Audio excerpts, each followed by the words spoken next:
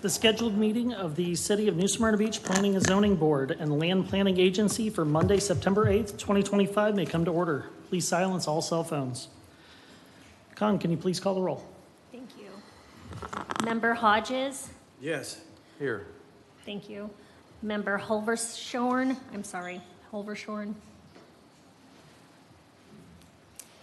Member Yates? Here. Member Bean? Here. Member Hall? Here. Member Cossey? Member Thompson? Here. Chair Wheatcraft? Here. Thank you. City staff, do you have any changes to tonight's agenda? I do.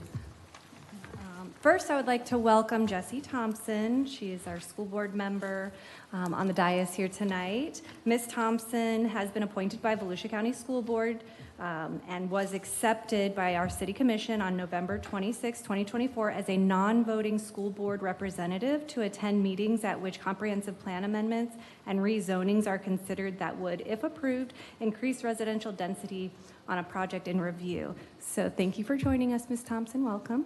Thank you. I do have items, I have two items that will be continued tonight. Item 5A, which is S125, and then also item 5B, which is SP 17-24.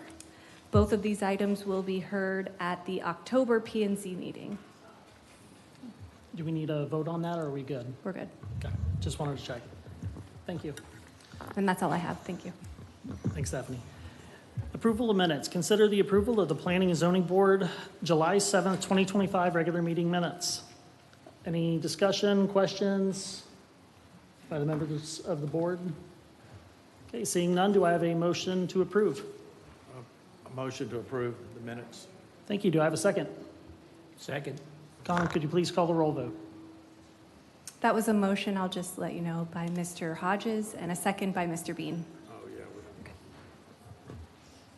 yeah. Member Yates? Yes. Member Hodges? Yes. Member Hall? Yes. Member Bean? Yes.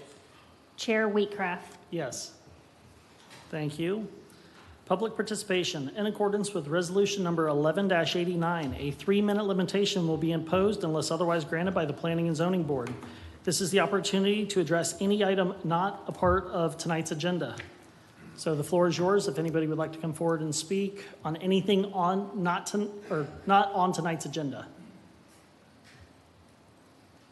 Okay. If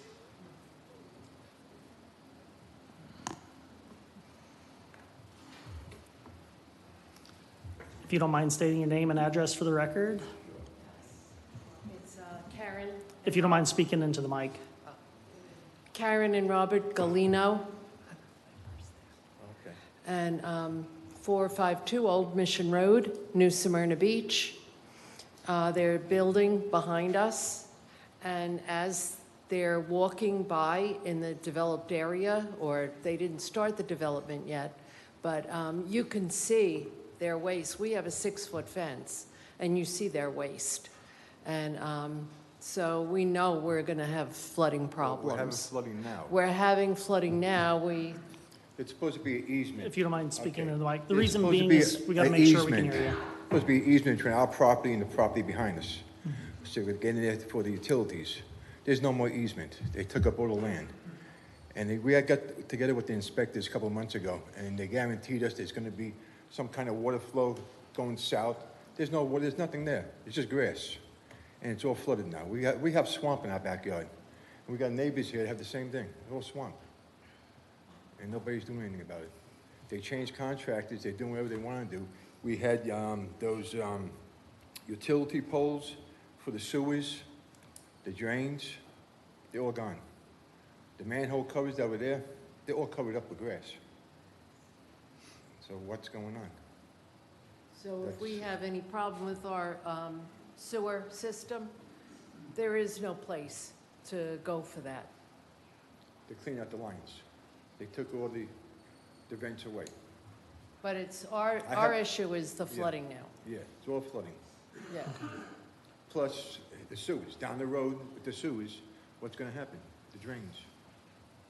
How do you clean them out? Thank you. If you don't mind giving your contact information to our Sure. clerk? Okay. we- I took pictures, but Follow it's up. raining so hard, we forgot the pictures home. I was showing you the pictures, and you'll see what I'm talking about.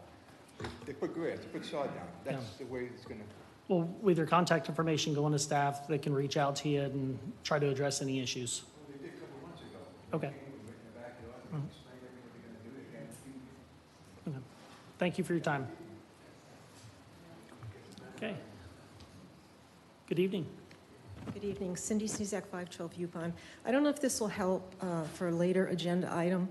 Didn't even speak to that item, but I wanted to make sure that the planner and the applicant know that pole signs will, the commission's backing off its stance, that pole signs need to be eliminated. So when you get to that item, it may have been submitted at a time when we were going to get rid of them, but we're not going to get rid of them now. Thank you.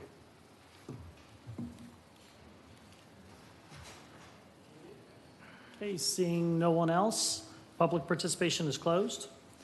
And we'll move on to old business, which is going to be it's V-3-25 at 315 Faulkner Street. This is the public hearing for 3 variants house to encroach into the required side yard building setback. City staff, do you have a report? I do. Hold on one second here while I cue this up. Okay, we have applicant Mark Herwald, 2801 Sunset Drive, New Smyrna Beach, representing property owner Mark Hall, 315 Faulkner Street, New Smyrna Beach, requesting 3 variances. It will extend the existing north wall of the primary structure, which is on the side yard, 8 feet at a 2.1-foot side yard setback. 2, at a carport roof 26 feet in length, 2.1 feet from the front side yard, which is again the north line, and increase the height of a non-conforming structure, existing portion of house 2.1 feet from the side property line. Subject property is located at 315 Faulkner Street, is zoned R4. It's 50 by 145 feet, or 0.166 acres, and is located on the east side of Faulkner Street between Murray Street and Washington Street.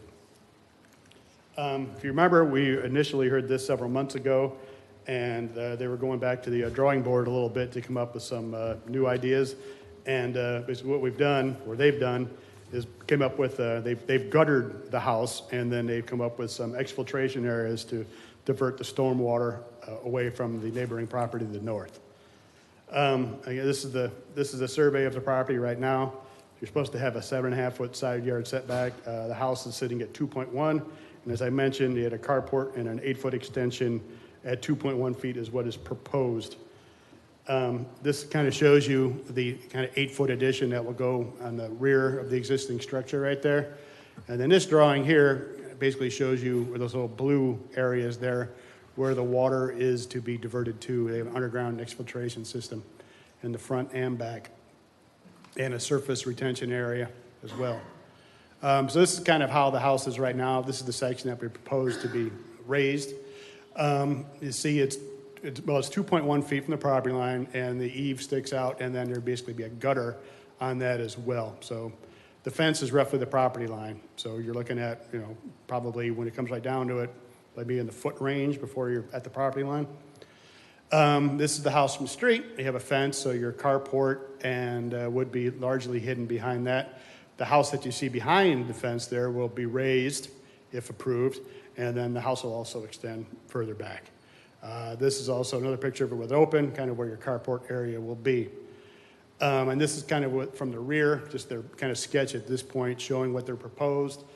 So as you see on the red line there, it will be coming out further that way. At this point, you don't get too much into drawings because you don't know how this will go. So again, here's a drawing from them, kind of raising that existing section 18 inches higher.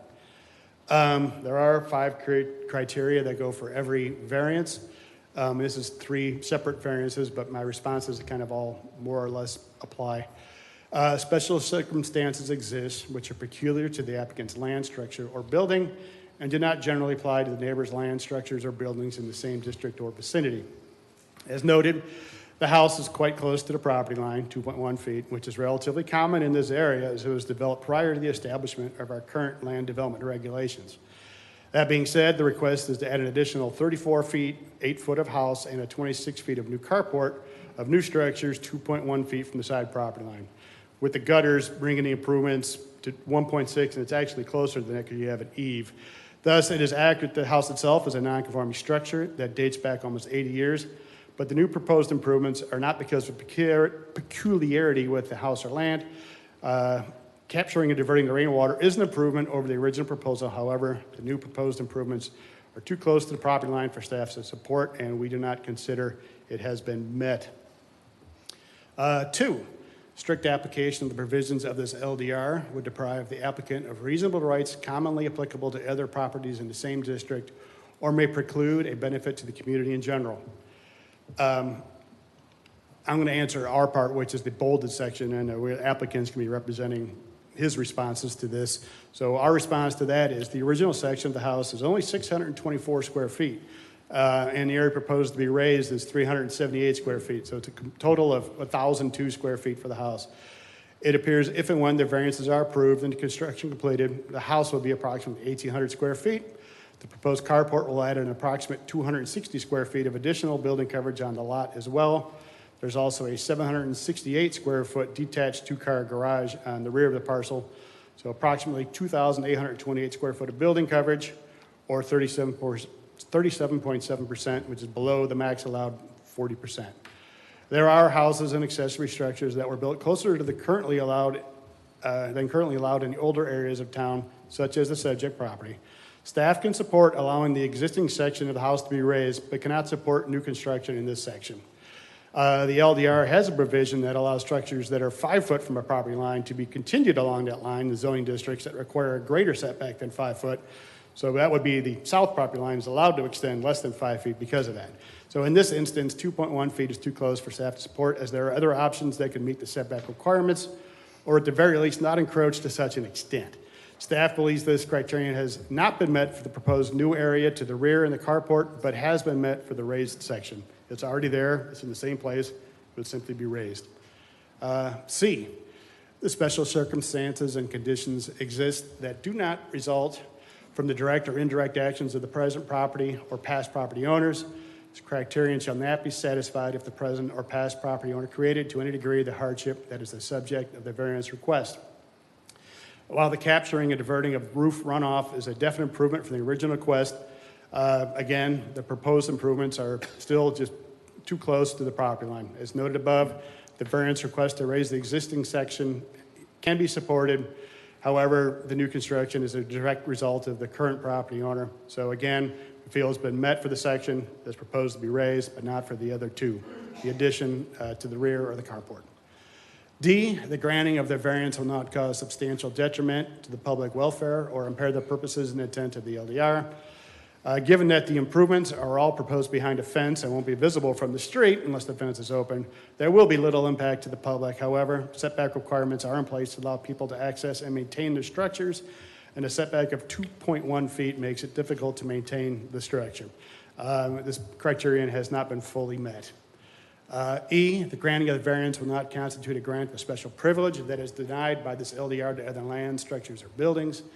Approving the carport and the new addition would be a grant of special privilege, as there appears to be options available to achieve the intent without encroaching 5.4 feet into the 7.5 foot side yard setback. Therefore, we don't feel that it has been met for all three. We do support raising of the house, and I will mention that Mr. Hall told me before the meeting that he has support of his neighbors, the north and south, for his variance request for all three. So, you have any questions for me? Any questions of staff? Okay, thank you. All right, I'm going to set them up with their presentation here in just 1 second. Okay.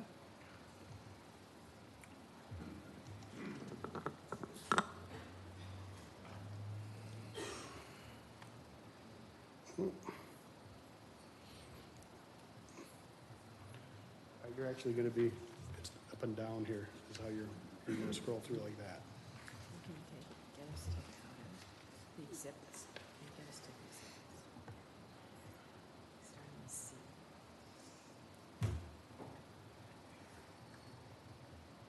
There's B. You You want to shrink it down a little bit so you can see it better? There you go. So now we have the applicant before us. If you don't mind introducing yourself. Yeah, my name is Mark Herwald. I reside at 2801 Sunset Drive, New Smyrna Beach. And I am here supporting Mark Hall. And also, I'm a retired general contractor. Been in the business here for over 30 years. I'm here to support Mark in this endeavor and to go over any of the new contents that we have submitted, mostly sketches and drawings. I would first like to submit these letters from the neighbors, if I could give them to the secretary to pass out. That's fine. We didn't have them in time to, got them at the last minute.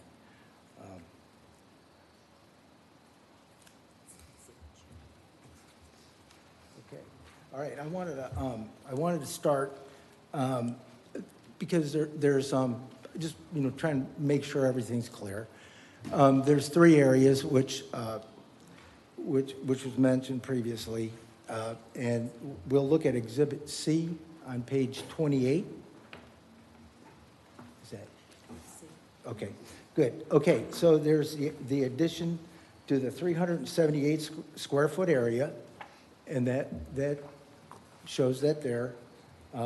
Raising the existing 378 square foot area, and a carport covering the existing driveway to include a wheelchair ramp.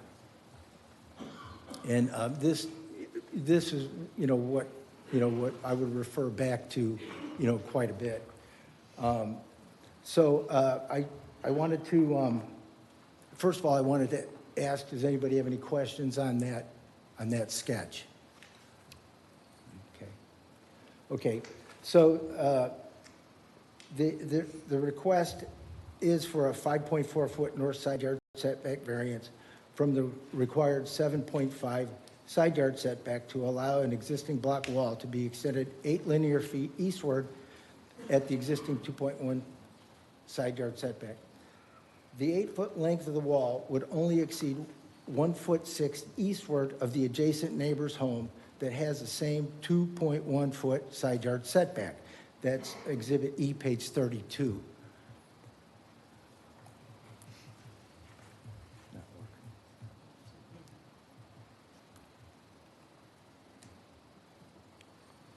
I think we get the idea from seeing the picture earlier, seeing how close your neighbor's home was, or the neighbor's house was. It shows the 1.6 foot, that we really, it would only extend eastward of their structure by 1.6 foot.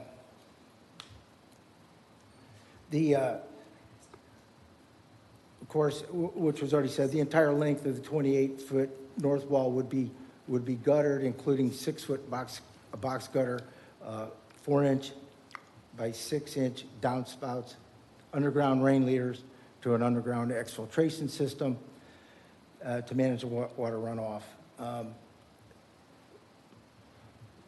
The 28-foot section of wall would also be built with fire-rated building materials as per code.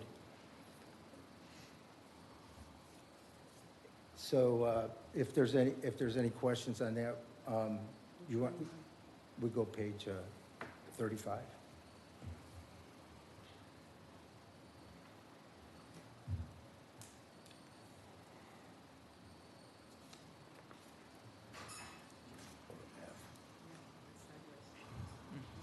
There it is.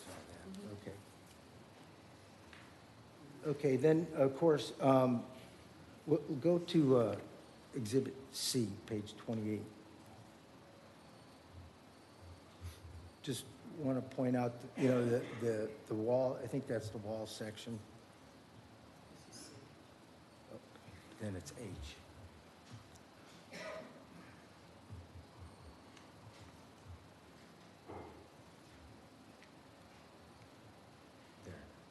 Yeah, I just want to point out the cross-section. This would be cross-section through the north wall and facing west, with the box gutter. And I just wanted to point out, one of the photos that was shown had a overhang, looked like a 1'6" overhang.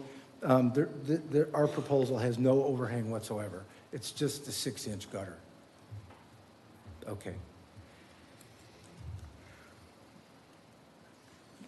I want to talk a little bit about one of the main reasons to keep there's a 12, right now there's a 12-foot, 12.2 foot distance on that 378 square foot area, which is important to keep that length and not, the last meeting, there was some talk about, just demolishing the whole thing and bringing the new building into 7'6". If that were to happen, he wouldn't be able to really use his driveway and to construct a wheelchair ramp. That's kind of one of the drawbacks of starting from scratch and doing demolition.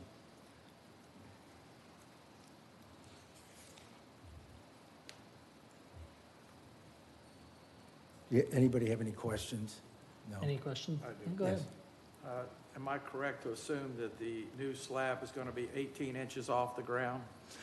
Because I saw that on there, 18.2. Yeah, that's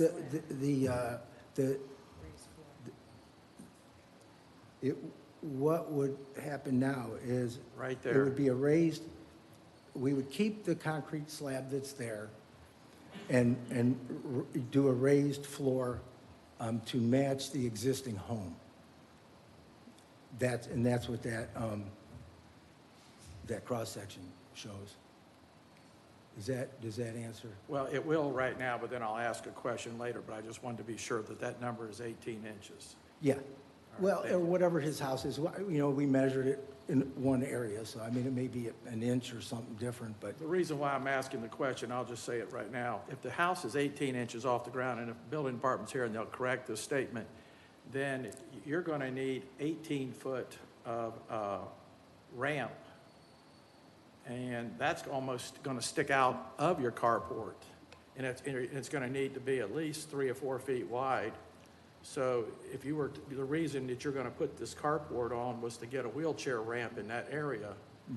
There's not enough room because the overall dimensions of the garage was 12 feet, if I'm correct.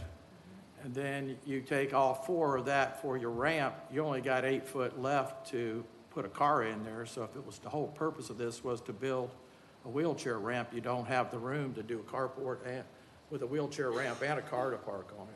Am I assuming correctly? well, let's take a look at this sketch Okay. that we have up. This ramp is an 8-to-1, which it doesn't meet commercial, codes or anything. But for residential, from what my experience is, it'll do. It won't make it a residential or commercial ramp. It's the ramp that we propose is 8, the slope is 8-to-1. Okay. And I did a sketch with the automobile there and the car doors opening. And so, that's what our proposal is. Not a 20-to-1 or a 12-to-1, but 8-to-1 because it wouldn't fit. That's correct. It's a quarter per foot. Pardon me? It's a quarter per foot. Yeah.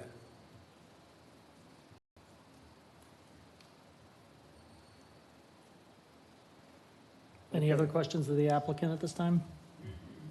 Okay. Do you have anything further for us?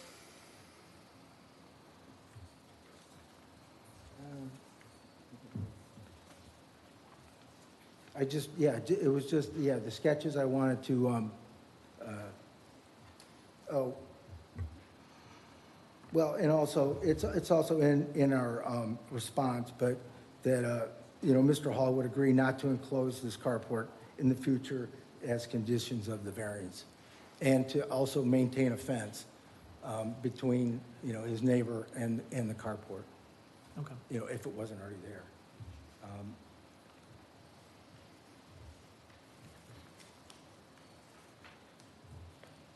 As far as our response to the criteria, is there any questions on that?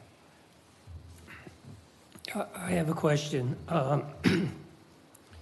The existing east wall and south wall of what that little build-out is now, that's going to be removed?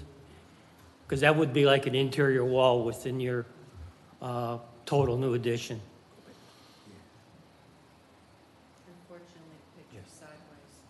Okay, could you ask that again? The north wall is what's 2.1 feet away. Yes, Okay, there's an existing south wall to that, what used to be a porch that now is going to be raised, yes, and an existing south wall. They are internal to the overall addition that's going on. yes, Are those walls going to be removed in your building plan? yes. The only walls that would stay is the north and the west wall. Okay. Second question is, from a layout standpoint, there's multiple ways to get that same amount of square footage while meeting the setbacks. Have the owners considered alternate ways to do this, or this just is the way they really want it to be? Well, I'm sure that's true, about square footage and doing something else. But, the whole purpose is aging in place. And to be able to pull your car up, get out and use a handicap ramp, I don't know how else you could do that on that site. Considering, what, the way they built the thing in the past. Yeah. Yeah, but if I might just jump in. If you don't mind introducing yourself. Yes, I'm Mark Hall, the applicant, 315 Faulkner, New Smyrna Beach, 32168. I think there's a bit of confusion on this south wall. The existing south wall will remain in place and be extended eastward. And yes, it could be cobbed up and cut in and meet the setback on the south side. There's a, 5.8 inch, 5.8? Yeah, setback now. So we meet what used to be we meet that, but we just wanted to extend that wall flush going down to keep the traditional look of the home and to keep the siding going the same on the south side.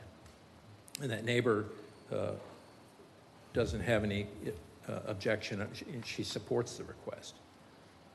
Okay, and what you say is true, but what hits me as I'm looking at it, you're proposing an extension of that wall by 28 feet, I believe, if I'm reading it, and to line up with your existing south wall. You extend that 28 more feet. It's 20 feet. It's about 20 feet, isn't it, Mark? 26 feet, I'm sorry. Yeah, on the south side or the north side? That's the north side. The carport wall is on the north side of the property. Right, I'm talking the south side where you're 5.8 feet away, Yes, the existing house. Your new addition's going to be a total of 28 feet added, yes, continuing that wall. And it's 42 feet across the back. Correct. Okay. That gives you a certain amount of square footage. If you were, for example, to maintain the south wall siding and continuous without any jobs, maintain that at 5.8 feet, which if I understand it right, for existing structures that are non-conformance with setbacks, 5 foot can be allowed for that. Okay, That's so you're what we're kind of calling the convention, right? right. So that's kind of okay there.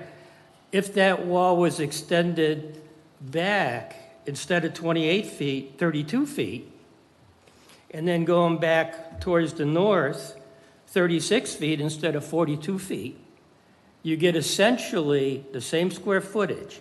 You end up with a little jog in the northeast corner. If you kept the 2.1 of your existing house, it jogs over 5 or 6 feet, okay? And you solve all the setbacks for your main building. And the question I'm asking, and that's just one alternative, I'm sure an architect will come up with multiple others. Have they been considered, things like this, in your thinking? Yes, they have been considered, but this is what I want to do because I think it matches the historic character of the area. And Ms. Shaw on the north side has a similar wall, and she does not object. She supports the request. Okay, thank you. So in theory, yes, it could be jogged, but, and the whole neighborhood, you know, was built before traditional zoning. I mean, I've lived and worked in this neighborhood for over 30 years. I've had this property since 1996. My office building right over here was built in 1951. Neither of them comply with current zoning. But I'm living the livable, walkable type of lifestyle that everybody seems to want, or many people seem to want. So this is my request. The carport idea is so that I can age in place. It's true, the ramp is tight, but it works. It's not required by code, but Mr. Herwald, who actually helped me redo this house back in 1996 when I bought it, has come up with a solution that works. Any other questions of the applicant? Okay, if not, thank you for your time. Yeah, thank you. So we'll go ahead and move on to public participation. Public participation is now open. A 3-minute limitation will be imposed unless otherwise granted by the board. This is your time to come forward to speak only on this agenda item if you have anything to add. Seeing none, public participation is closed. City staff, do you have anything further? Anything you'd like to add? I don't, but if you have any questions for me, I'm here to answer them, and in the meantime, I'm going to close these windows down. Any questions of staff? Okay. Anything additional from the applicant? I'd imagine not, since we had nothing extra for the public, but I wanted to verify. Okay. With that, discussion and/or questions by the board. Anybody want to open? Will we vote on these separately, 1, 2, and 3? I would recommend that. I want to make sure staff's good with it. If that's what you'd like to do, we Okay. can break this up into 3 different motions. Okay. I have each request separate, so I'll mention each one and call for a vote that way. So, any discussion on the item? Okay. The only thing I would like to add or mention, staff did make a case for the criteria. We as a board are required to follow the criteria before us. If we disagree with staff, we're more than welcome to, but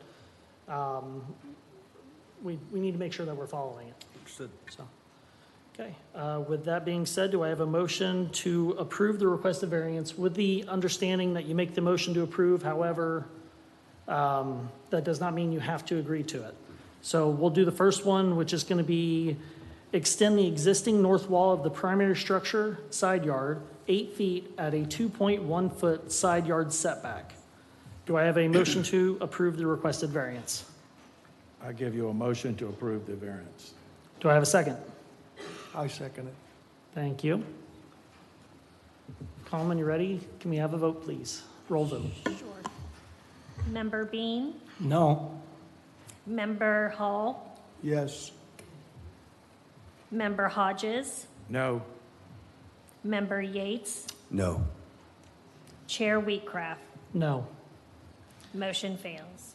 Okay, on the second request, it is add a carport roof 26 feet in length, 2.1 feet setback line in the front side yard north, is how it reads. So, do I have a motion to approve that particular variance request? Yes, you have a motion to approve that variance request. Thank you. Do I have a second? Second it. Thank you. Con, could you please call the roll vote? Sure. Member Yates, No. Member Hodges, No. Member Hall, Yes. Member Bean, No. Chair Wheatcraft. No.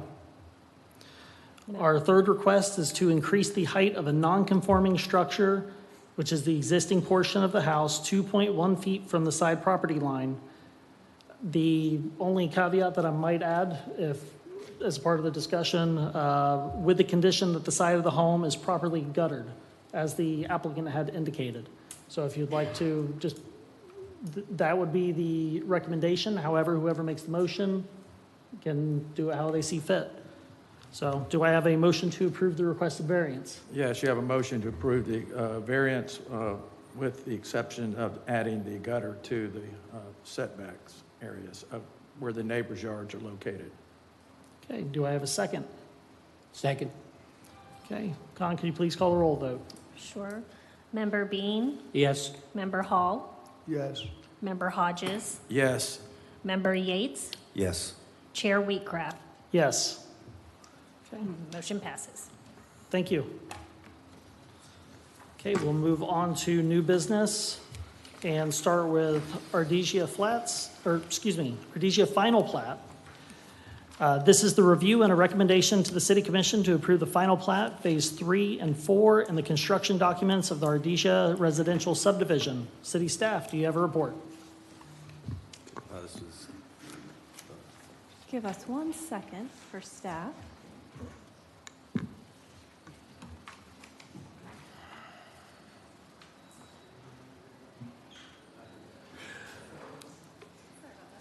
Okay, we'll stand by for a moment.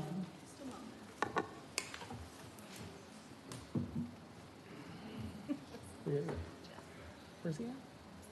Oh.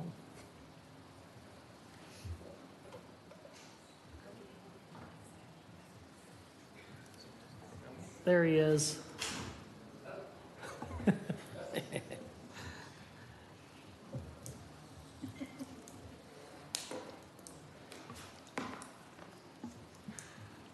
For the record, I'm Jeff Gove from the Planning Department, here presenting for Ardesia subdivision, phases 3 and 4, the final plat. This property was formerly known as Shell Point and now has been renamed to Ardesia. Jeff, will you move the microphone towards you? Sure. Thanks.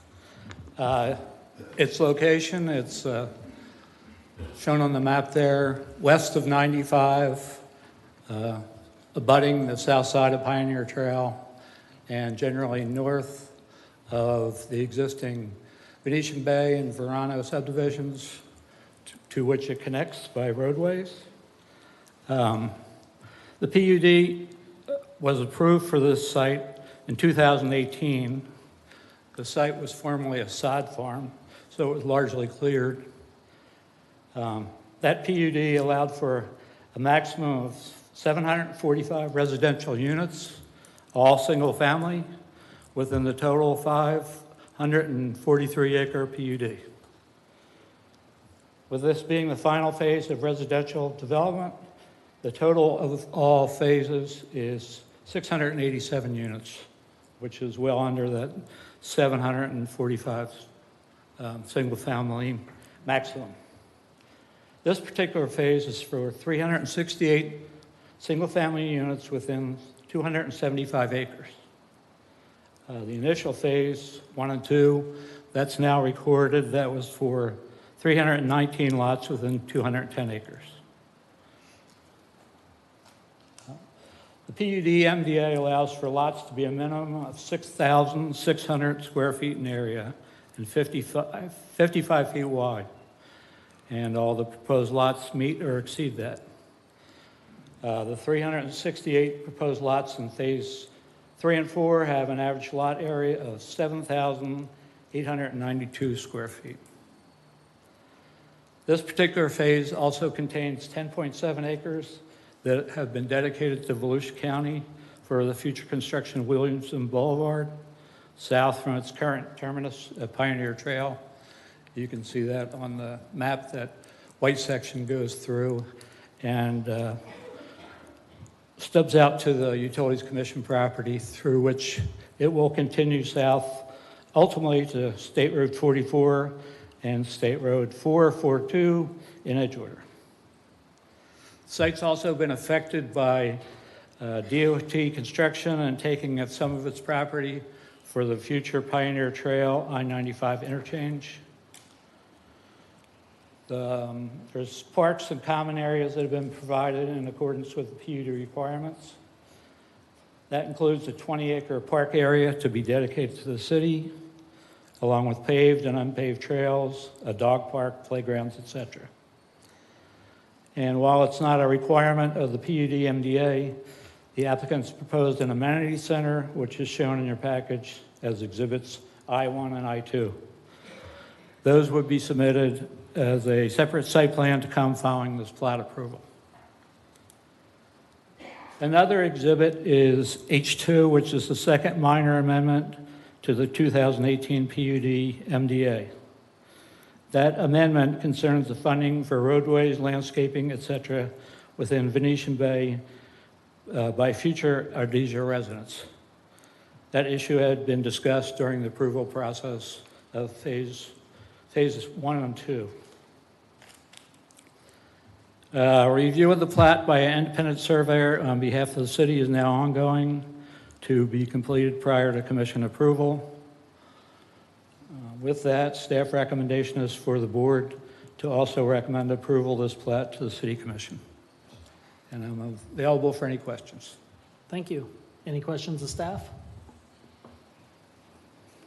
Seeing none, thank you. Okay. If the applicant would like to come forward, introduce himself.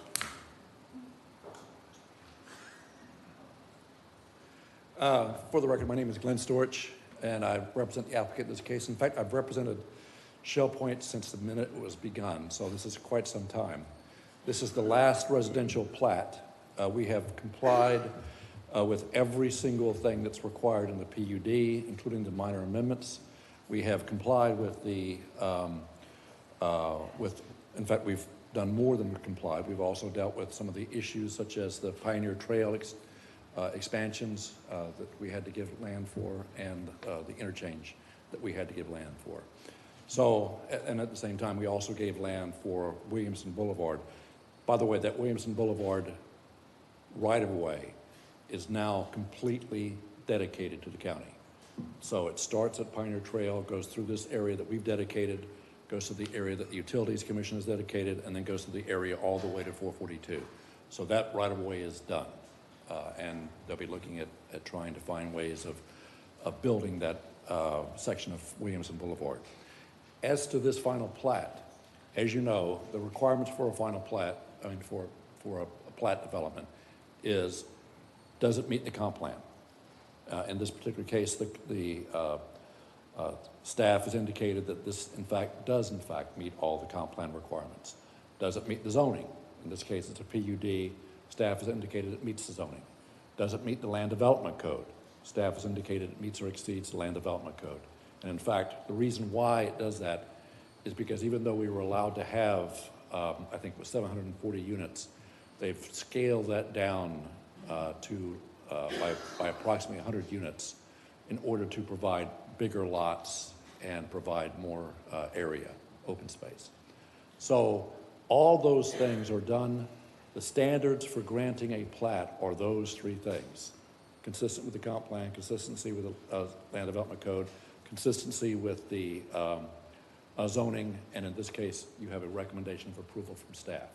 So, however, in case you have any questions, we have our team here, including our engineer and the applicant himself, ready to answer any questions. Thank you. All right, thank you. Any questions of the applicant? I have one.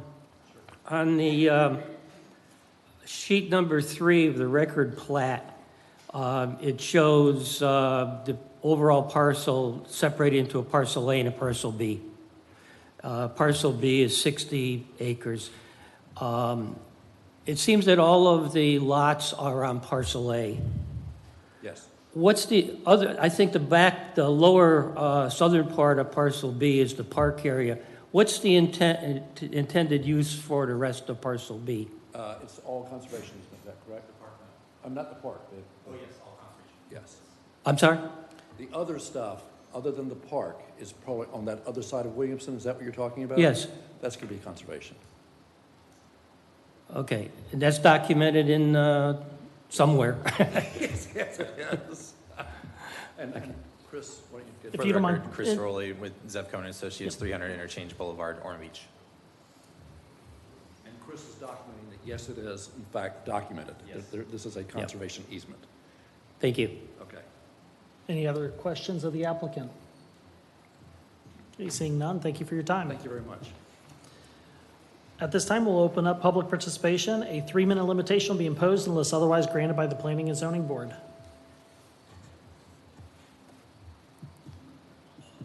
Seeing one, we will continue.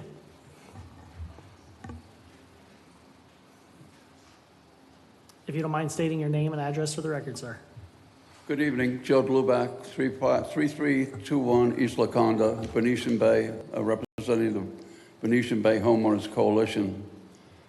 Turns out, as we all know, that the city is suffering from an issue of stormwater flooding. That not only occurs down in the traditional city, but also out west of 95, what I would call the Wild West, because a lot of bad things are happening there, but nobody seems to care. Ardesia Park, which is what we're talking about tonight, is part of that community, along with Venetian Bay, along with the I-95 exchange at Pioneer Trail, along with Deering Park. That whole, if you look right now, if you look at aerial photos of all of those areas, they are currently flooded. And we haven't even had a hurricane yet. We have an issue out west that involves the city, involves the local areas, involves the county, involves the state, and no one seems to be solving that problem. And continuation of building out there in that area will just create everlasting catastrophe. Thank you. Thank you. Is there anyone else that'd like to come forward on this particular agenda item? Okay, seeing none, public participation is closed. City staff, do you have anything further? No. Okay, nothing further from the applicant? Okay. Okay, with that being said, discussion and/or questions by the board? Any further discussion? Okay, I would like to just make it clear for our residents, so that way they understand we're not just approving this essentially because we feel like it, or the developer. What I'm trying to get at is we have to approve this under a legally binding agreement, and there's laws in place by the state of Florida that requires us to review it in a certain way. You have professional engineers that are looking at this. You have city staff that are looking at this. So you have plenty of professionals that have already done their approval process. And by the time it gets to us, we got to make sure that it's just in line with what they're saying. So this isn't legislative. This is quasi-judicial in nature. So we have to take the facts at hand. So with that being said, is there a motion to recommend approval of the requested final plat to the City Commission? I'll make a motion to approve the final plat, S-4-23 Ardesia, PD Phases 3 and 4 final plat and construction documents. Thank you. Do I have a second? Second. Any further discussion? Seeing none, Con, do you mind calling the roll vote? Member Yates? Yes. Member Hodges? Yes. Member Hall? Yes. Member Bean? Yes. Chair Wheatcraft? Yes. Thank you. We'll move on to V-8-25 at 611 South Atlantic Avenue. This is the public hearing for a variance to allow a replacement monument sign. City staff, do you have a report?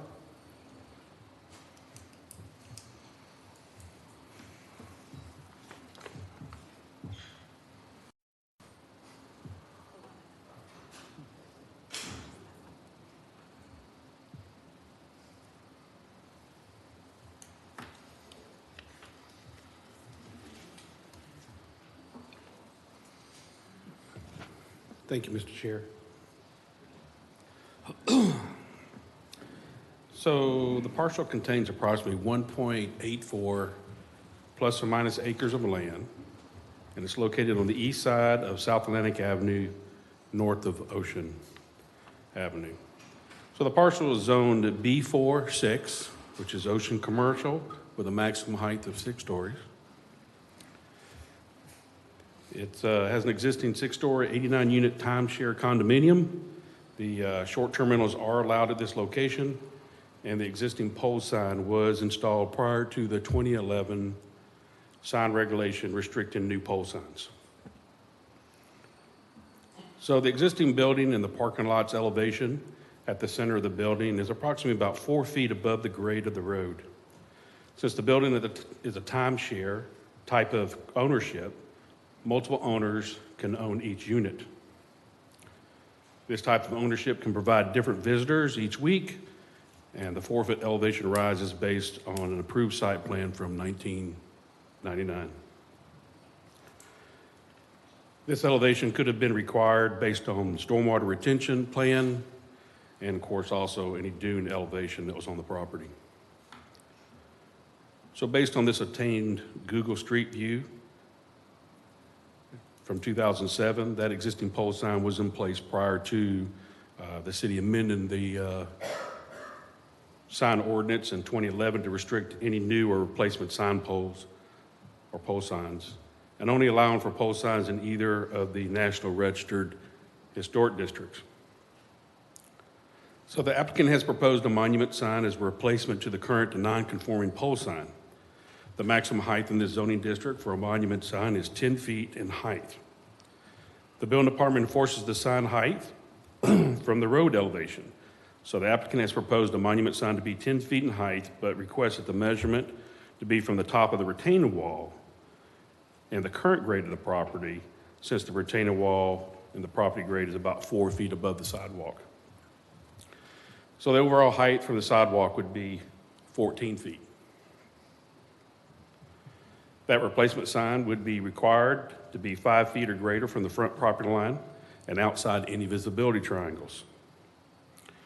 This proposed monument sign would be located outside of any required visibility triangle, but if moved 5 foot back or more, the proposed sign would be located within a handicapped parking space and access aisle.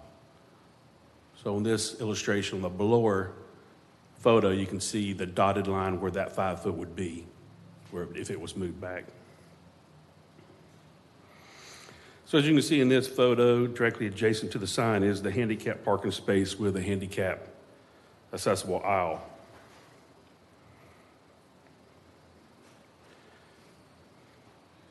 And the applicant has also requested that the base be more than 10% narrower than the sign cabinet. The area between the retaining wall and the parking lot curb is only about 6.5 feet, as you can see in that illustration. So that's the only area they have to place the cabinet for this proposed monument sign. An alternative would be to reduce the side cabinet width to 8 foot in width instead of 9 foot in width. So just to recap, the applicant is requesting the following variances. One, they're asking for a variance to section 604, paragraph 12, subparagraph G, to allow for a 10-foot tall monument sign or ground sign to be measured from the property grade and not the road grade. This would allow for an overall height of the ground sign to be 14 feet above the road grade. Number two, they're asking for a variance from section 604, paragraph 12, subparagraph F, line 11, to allow for a ground or monument sign to be closer than 5 feet to the front property line, but not on the right-of-way. This would allow for the existing handicap parking space and access aisle to remain. Number three, they're asking for a variance of section 604, paragraph 12, subparagraph F, line 12, to allow for a copy area to exceed 10% of the width of the base area, because this is because of the space between the retaining wall and the parking curb.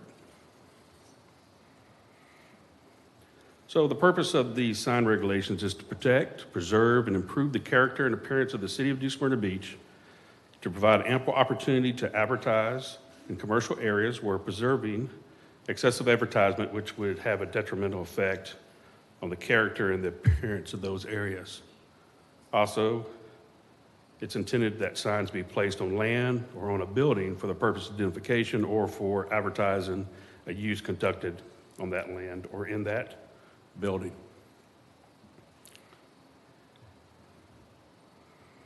So So the land development regulation requires variance requests to meet all of the following criteria. The applicant's response are italicized, and the planning department's evaluations are in bold following each criteria. So criteria number 1 is special circumstances exist which are particular to the subject property owner's land, structure, or building, and do not generally apply to the neighboring lands, structures, or building in the same district or vicinity.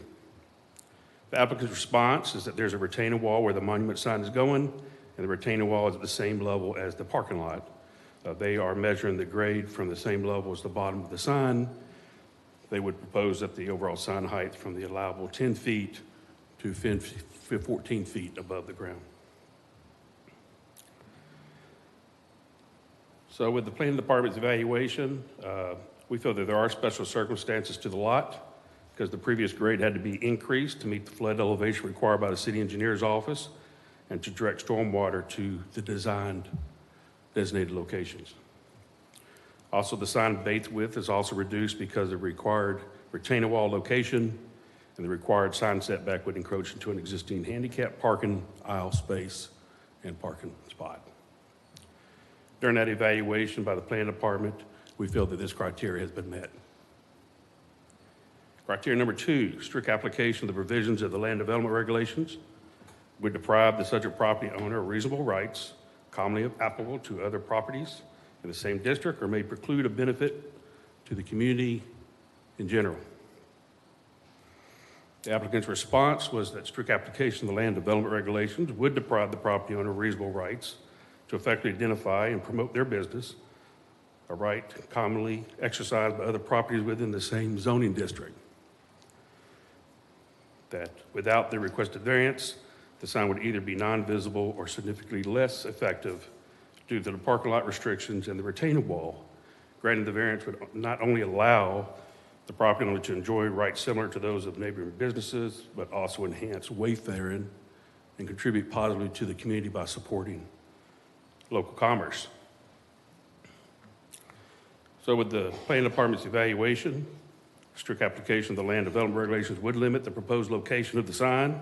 The proposed design location would be above the mature landscape height and help with the visibility for visitors. The proposed location would also keep the existing handicap parking spaces and the accessible aisle in place. And by saving the landscape height and the handicap accessible location, this would be a benefit to the community. So during the evaluation by the planning department, this criteria has been met. Criteria number 3, special circumstances and conditions exist that do not result from the direct or indirect actions of the present property owner or past property owners. This criteria shall not be satisfied if the present or past property owners created to any degree the hardship that's the subject of the variance request. So the applicant's response was that these circumstances include the retaining wall on half of the property as well as the size of the sign.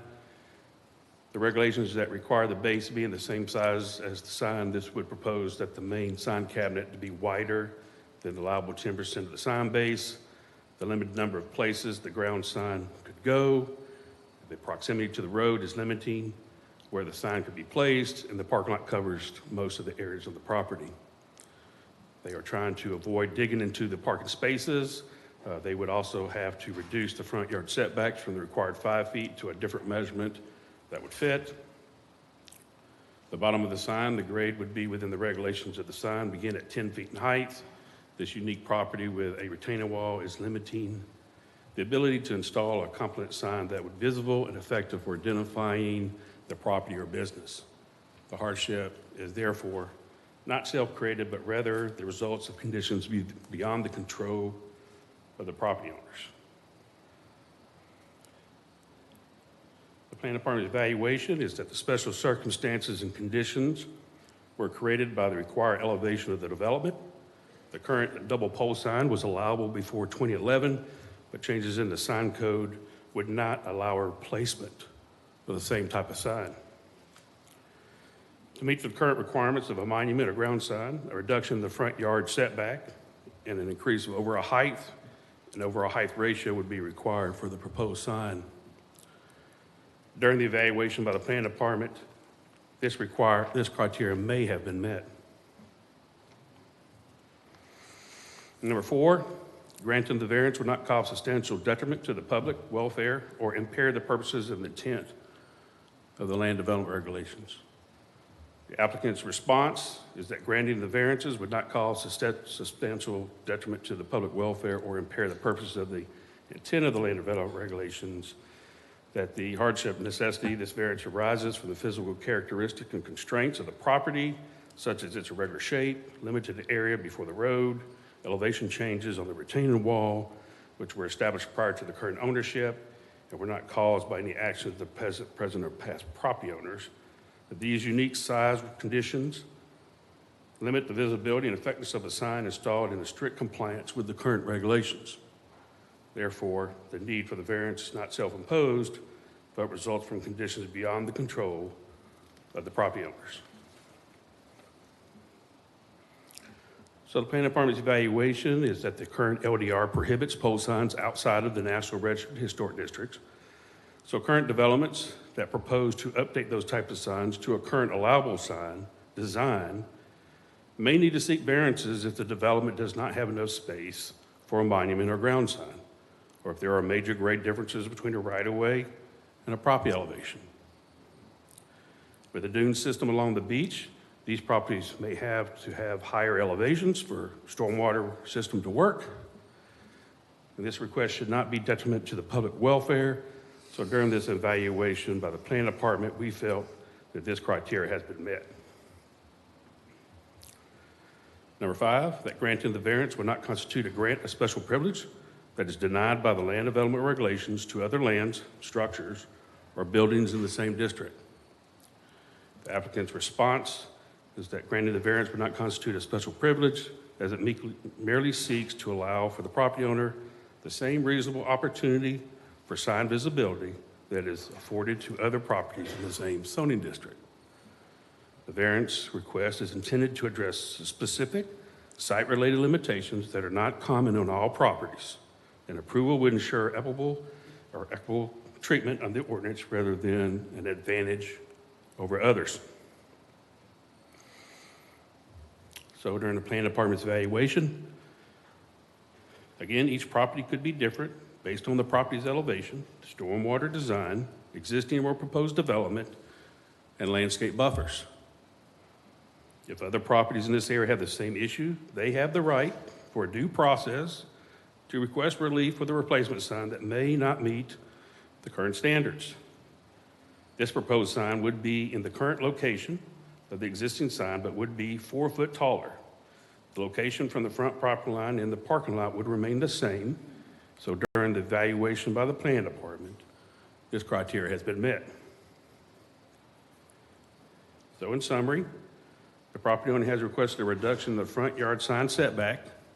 They're seeking relief of the required base width and the overall allowance for height for a monument or ground sign. The request, if approved, would allow for the existing mature landscape to thrive and have better visibility for the visitors to find the timeshare condominium. It would provide ample opportunity to advertise in the commercial areas while preventing excess advertisement, which wouldn't have a detrimental effect on the character and appearance of those areas. So after this evaluation by the planning department, we feel the criteria has either been met or may have been met.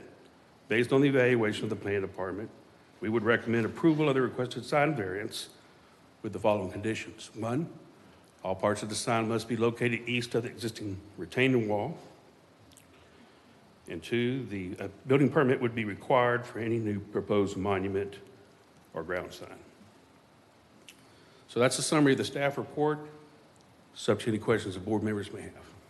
Thank you. Any questions of staff? Yes. Hey, Bob, is it correct to assume that when I went by and looked at it, that giving this 4 feet higher, it's not blocking the view of anyone other than their own building, correct? Correct. So the access points to this timeshare pretty far left and right of the building itself. It actually shares a access point with the condo building next door, or there's like a 3-story building, and the other access is off a public right-of-way. So it's pretty far away from either one of those access points that it should not create any issue for a visibility triangle for people either entering or accessing exiting the property. Thank you. Bob, is this going to stick out like a sore thumb? Like 4 feet taller? Is this all about marketing and advertising, or does it have to be this big? Well, the main reason that they seek the request is, you can see in this shot here, the existing sign they have, what they've had for a long time, it's a wooden sign that they've just painted over and over again. It's partly being blocked by the mature landscaping. And we don't want them to cut that down. You know, if they cut that down and get rid of the landscaping up front, then they can put a monument sign at the same height they've got now. But the idea is, it takes a long time for certain plants to grow on the beach side, so we really don't want them to cut too far down. So the idea is, they want to put the sign that starts just above where the landscape is there now. So as you can see on the proposed sign, the base would actually be maybe hidden by some of that landscape, and then only the top part of the sign, the advertisement portion of the building. Also too, like I said, this is a timeshare. So there's like 3 of these coconut palms. I think this coconut palm's 2. You got a 1, you got a 3. There may even be a 4, but I know there's at least 3. And so with the timeshares, how they work is, you know, you have different ownerships a week. Each week is owned by a different owner for each unit. And so while you may come and visit this condo when you first buy your timeshare, as time goes by, you share or trade your week with somebody else because you want to use their condo. Maybe it's in Myrtle Beach or somewhere else. So there's a big opportunity where people that are coming visiting this place or this location, it may be their first time because they've traded the week, so they're trying to find which one of these coconut palms are they supposed to be at. So if they can see the sign, then, and it's showing that it's Coconut Palms 2, then, you know, and see the address of the sign, then hopefully they'll be able to find the right location. They won't pull in the wrong timeshare building. So I think that's really what the sign is for. It's not really for advertisement for us. It's for advertising those people that are coming out of town trying to find that timeshare building. So you couldn't cut a couple feet off that? Well, I understand the situation that you're in, people visiting, timeshare owners visiting and stuff, but it seems like it's going to be so high, it's going to be sticking out, and there are plenty of signs up and down that Atlantic Avenue now. Right. And some of them, the 4x8s for the advertisings and stuff, and you know, if you're going to get that under control, you know, you go to some of these other cities that are on the beach and stuff like that. The signage is where they're getting. Right. It is hard to find the place. Right. Because they put that restrictions on it. Yes. So if they move the sign back 5 feet, so let's say they don't ask for the 5-foot setback variance and they lose those parking spots, then they don't need a variance for the sign height because then the measurement's going to be taken at the grade of the property, which they're going to be 10 feet above their grade. The only reason why they're asking for the measurement to be taken at the grade of their wall and not at the road, because right now, currently with them being so close, they would take the grade outside of that as their elevation for their sign. So right now, to be 10 foot tall, they're losing 4 feet for the wall, but if they moved it back to 5 feet, that should be for the setback, they wouldn't even need a variance for the height. So the idea is moving it, keeping it towards the front so they don't lose the parking spots, but then that changes where they take the measurement for the sign in the building department when they issue permits. So they can get it, they can replace it if they wish, if they take If they wanted to move the sign 5 feet back, which is the setback for a sign, they could put one, exactly what they want to put, but it would be, we would lose the handicap drive aisle or access aisle, which means you probably would lose one of your handicap spots, something at the jog, so you'd probably lose a parking spot. Any other questions? The existing sign now, the readable area, what is the size of that, do you know? Sure, if I know that. I want to know that compared to what the new sign is, so I want both of those numbers.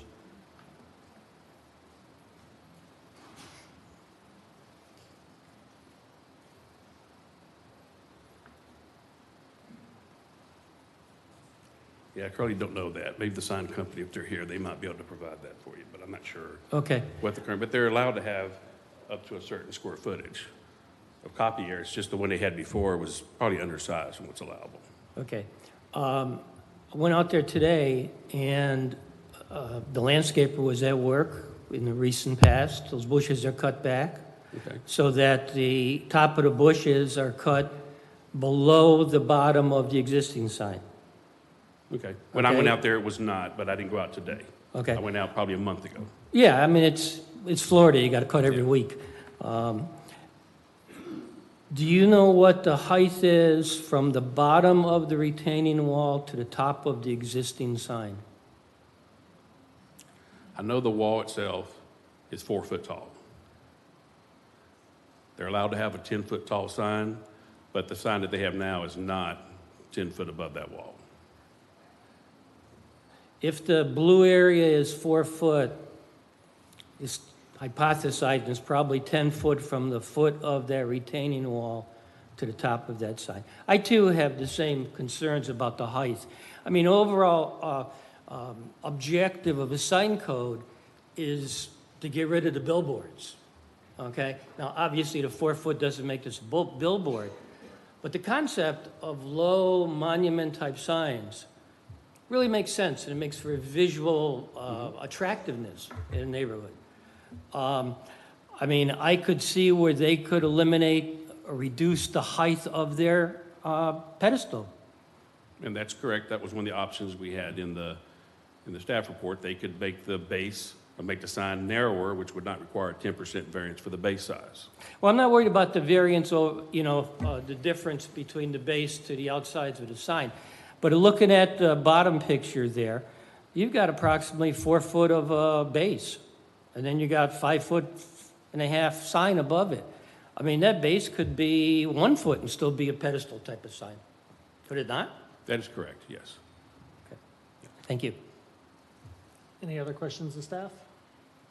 I just had one more. I just wanted to verify with you saying one of the conditions recommended by staff is that they had to get a building permit, of course, that the new sign, if installed, would not be in the right-of-way.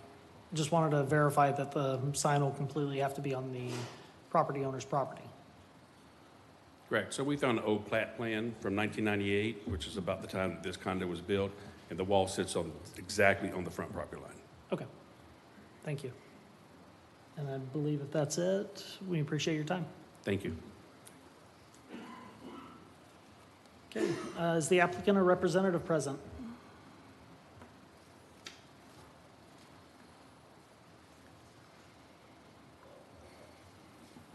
If you don't mind stating your name and address for the record for us.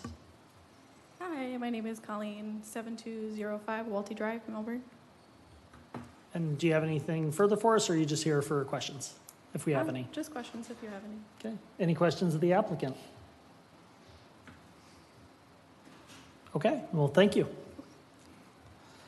Okay, at this time, we'll open up public participation. A 3-minute limitation will be imposed unless otherwise granted by the board. The floor is yours.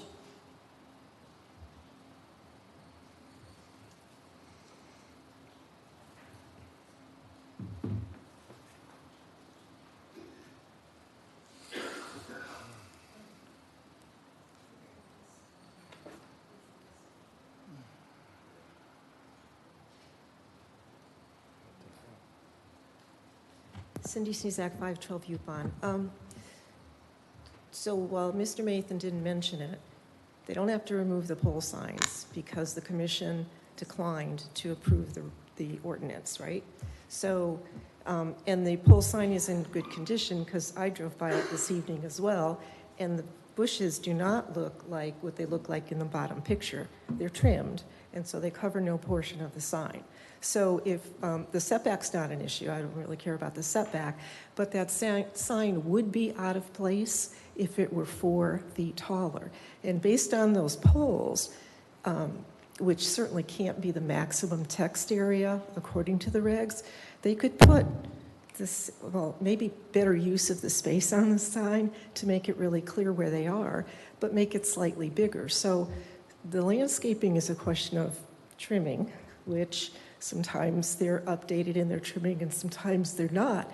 But to have it 4 feet taller, I mean, I walk that strip almost every day, it really would stick out. So I guess this is a want more than a need, but it's a want that the justification for it really doesn't jive with what the current tone that has been set by the commission is.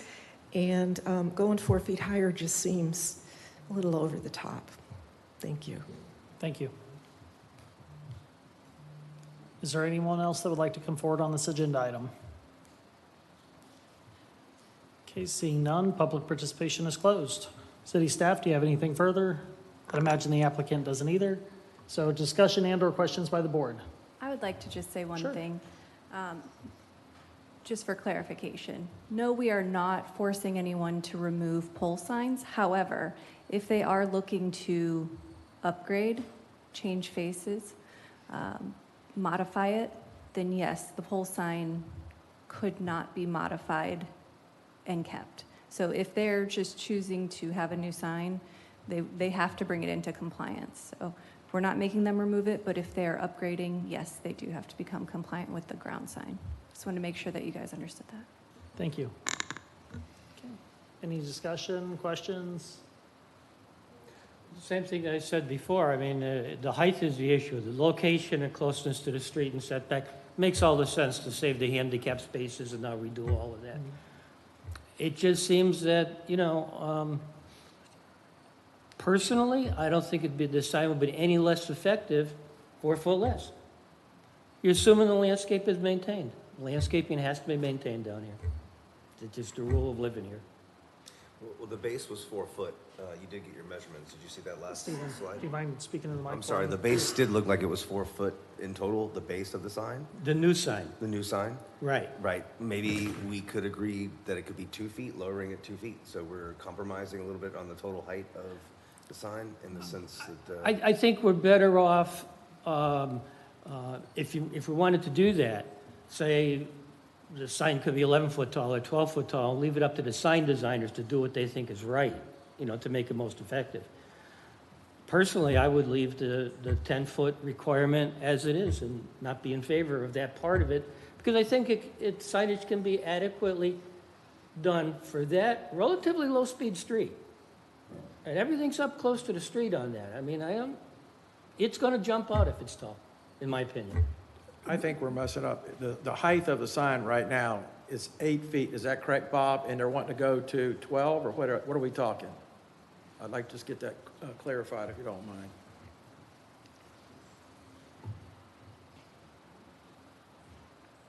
So they didn't submit anything to show the height of the current sign. The regulation says you can be 10 feet above the road grade. So what they're asking for is for the 10 foot to be taken at their grade, at the measurement, and not at the road grade, which would actually raise their sign up 4 feet. So they're still looking to put a 10-foot sign. It's just currently it would be measured from the road grade, which would be a 4-foot increase, which would make it a 14-foot sign. A 14? Mm-hmm. Because of the From 4-foot the- wall from the that it road. sits on top From of. the crown of the road? Yeah. Okay. But if the sign was moved back to the setback, the measurement would be taken at their grade, because at that point, the sign's out on the property and not at the front property line. But then that would mess up their handicap parking Correct. situation. Correct. If they lose their handicap spot by moving it back, they can do the sign exactly what they want to do. It would just be sitting on their asphalt pavement, and they would probably lose a parking spot. So the restriction is because it's so close to the roadway? Correct. Not the height 5 foot back? Correct. We currently require you to be 5 feet back, so they'd have to move it 5 foot back. Back in the day where you had pole signs, you would allow them to be closer because you had the open poles and you could see through. The whole thing really was for visibility, so you can see through it. Okay. Bob, could we drop it a couple feet and then have the lettering in that smaller? I mean, Yeah, I mean, can they we could make this propose, smaller? they could propose a smaller sign. I know that the height of the letters, especially for the address, have to be at least 6 inches tall, because that's required by the fire department so they can see what the building is numbered on the building. So, you know, if they want to design, this is what they wanted. We looked at the criteria that we had. We looked at what they wanted to do. Could the sign be smaller? Yes, it could be smaller. But does that make the print smaller? Does that mean that there's less words on their sign? Yes. So there is other options. There could be some other options. Other I mean, the sign company's here, which is the applicant, so that's really a question I would want you to refer to them, because they're the ones representing the property owner. You know. Any other questions while Bob's still here? You want to speak to the Okay. sign people? You want to speak to the Do sign you want to people? speak to the applicant one more time? You know, I think we need. Well, you got to speak into the mic. I think we need something else to look at. I'd like to see something else. I don't know if we can design it here. I'd like to see it. That's not, and Right. I mean, if the Our, landscaping's been trimmed down where maybe they don't need to have the sign to be 10 foot above the wall, and they could do away with maybe 8 feet, you know, but that's a question really for the applicant, since they represent the property owner, and they're the ones that paid the fees to be in front of you, so. So if I'm gonna, I'll add to the discussion a little bit. So I do agree with you guys as far as the additional 4 feet. I think it could be done where they're at 6 foot and then they have the 4 foot of walls, so your traditional 10. It's probably gonna be about what they have now. When you see the sign in the current condition, I don't see any reason they can't replace it, like for like, if you will, but with a monument sign if they want to. So I'm kind of in agreement with both of you as far as the 4 foot's too high, in my opinion. And as far as the criteria is concerned, I think that's where I'm trying to stick to. I think it meets the other requirements for the criteria personally, but whenever it gets to the height, I can't quite get there on that one. Right. And Bob, you know, the expense for them to move that back and go into that disabled parking, the expense would be through the roof. So they can, without a major expense, they can redesign that. So when you're dealing with timeshare buildings, the requirement for parking back in 1999, when this was being built, in the late 1990s, they were only required to have 1.25 parking spots per unit, because they were small timeshare buildings, 1-bedroom type units, maybe 2-bedroom. But they wasn't as large like for you'd see a condo where you could be 2 to 3 buildings. So the current regulation requires 2 parking spots for each unit, but back then it was 1.25. So for every parking spot they lose, it's a big deal for that community, because they wasn't required back then to have 2 spots per unit like we are required today. So they are limited in the number of parking spots. So we'd hate to see them lose any parking, especially, you know, they would still not lose the handicap spot, they would just move that over. But you're gonna lose a parking spot, a regular parking spot. And when you only have 1.25 per unit, 1 parking spot doesn't sound like a lot, but it could be when you have 80-some units and you probably have 100 parking spots. So. But I'd also like to remind you that financial hardship is not a criteria to consider with a variance. Right. So if they don't get a variance for the setback, they will have to move it 5 feet back. They could put exactly the sign they want. It would be 10 feet above their grade, which would still be 14 feet above the road. So they could still have what they want, but it's pushed further back from the sidewalk. Correct. If we didn't agree to their height. Correct. So, and I mean, from what we're looking at now, if we did not potentially agree with the 4 foot increase, then you have what you see in current pictures. Correct. So if they don't get the sign variance height, then what they could do is they can build a 6 foot tall sign above the wall, because 4 feet is already being taken up, or the first 4 feet is already being claimed by the wall. So with that being said, would you guys like to separate these out into 3 separate votes? Yes. Or if you have any questions for the applicant, they're here as well still. They can always come back up. Would the applicant like to come forward? Is there anything else that you'd like to add, or any additional thoughts before we go with a vote? I just wanted to reiterate that the parking lot, if we do move it, like inside the parking lot, there is a throughway, the 2-way traffic in the parking lot. So if we do move the sign, it might impede the throughway traffic. Okay. So, and again, they're not required to move the sign back. They could do one at 6 foot. It's their prerogative if they want to pursue that. So, okay. Well, thank you. Thank you. Okay, so with that being said, could staff, I don't have the individual request in front of me. They're right here. You have them? Okay, do you mind if I see it real quick? Yeah, thank you. So I'll read off each request. What I may do, if you guys are okay with this, there were 2 conditions listed by staff. If you'd like to, within your motion, if you want to include them, you can.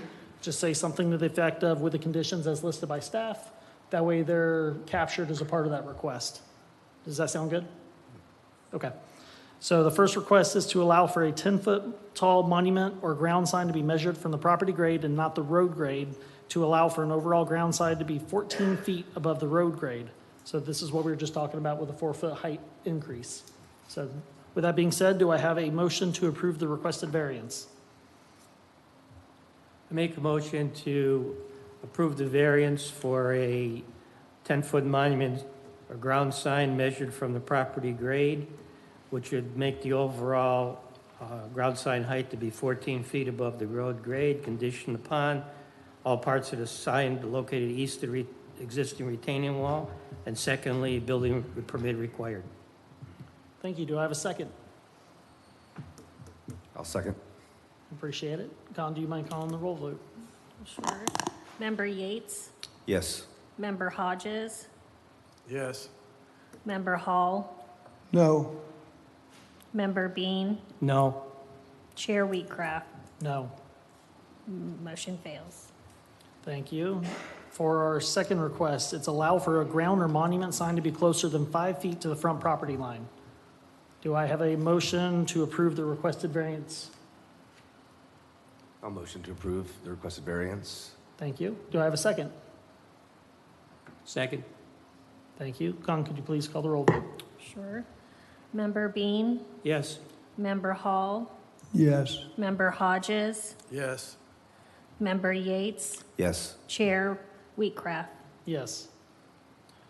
And for clarification, real quick on that last motion, we talked about the conditions, wasn't technically added. Do we need to go back and do that, or is, That other Or just- motion did not include the any conditions? Okay. So, okay. I'm sorry? Yeah, you would still need both of those conditions. Yeah. Okay. Well, with us already having the vote, we didn't have the conditions included. Could we potentially add an additional vote, or how? You're gonna have to revote that, you're gonna have to amend it. Okay. Vote it with both of those conditions included. Okay. So real quick, discussion by the board. Are we good with amending that or to add the conditions? What were the conditions that you wanted to add? The two conditions that staff laid out, all parts of the sign must be located east of the existing retaining wall, and a building permit would be required for the proposed monument or ground sign. If you'd like, you could just say with the conditions as listed by staff. Yes, I would like to add the conditions suggested by staff. Okay, so you make a motion I'll make a motion to approve the amendments that staff required to that variance for the. for the number 5 two. foot closer to the street. Okay. Do I have a Property second? line. You got a second. Are you good, Con? Yeah. Okay, do you mind calling the roll vote? Sure. Member Yates? Yes. Member Hodges? Yes. Member Hall? Yes. Member Bean? Yes. Chair Wheatcraft? Yes. Thank you. I caught that at the end, realized we didn't list the conditions. So number 3, allow for a copy area to exceed the 10% width of the base width. Do I have a motion to approve the requested variance with the conditions potentially? I'll make a motion to approve to allow for the copy to exceed 10% added with the conditions suggested by staff. Do I have a second? Second. Thank you. Con, could you please call the roll vote? Member Bean? Yes. Member Hall? Yes. Member Hodges? Yes. Member Yates? Yes. Chair Wheatcraft? Yes. Thank you. With that, we'll move on to our next item, SV-5-24, street vacation at the New Smyrna Beach Airport. City staff, This is a review and recommendation to the City Commission of an application seeking a right-of-way vacation. City staff, do you have a report? I do. We have Assistant Airport Manager Jacob Cosat applying on behalf of the airport, 602 Skyline Drive, New Smyrna Beach, requesting vacation of right-of-ways in the airport property. So here we go. This picture right here, the highlighted areas in yellow are 3 separate areas of right-of-way that are proposed to be vacated. So what you have here, this is from 1960. They had that, there's like an access street that runs parallel to US 1, if you see it kind of going this way across your screen right there.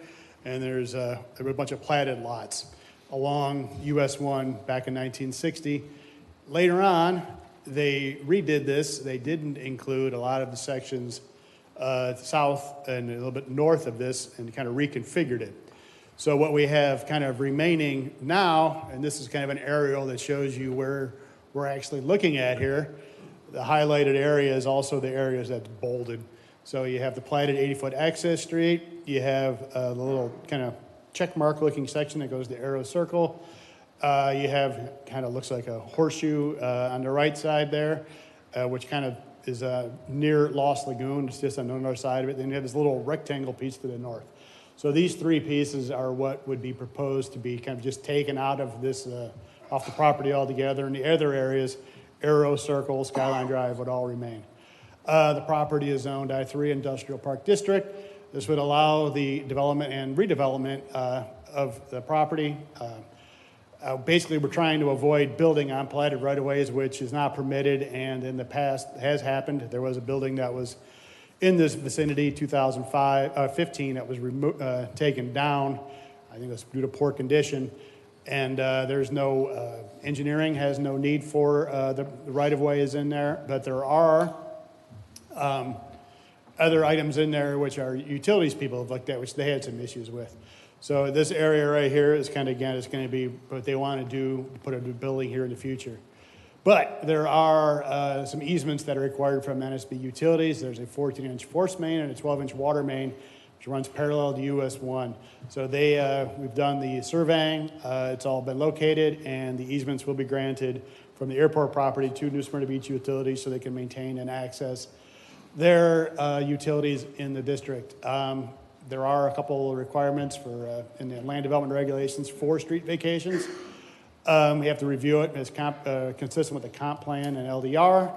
Again, the city has no purpose for these right-of-ways. In fact, they'd like to kind of be able to redevelop some of the areas in there. And would it be in the interest of the public good? Again, right now, these are roads that are never going to really be used, and they're going to, things will be reconfigured potentially in the future, new developments going in back in there. Therefore, we recommend that the Planning and Zoning Board recommend approval to the City Commission.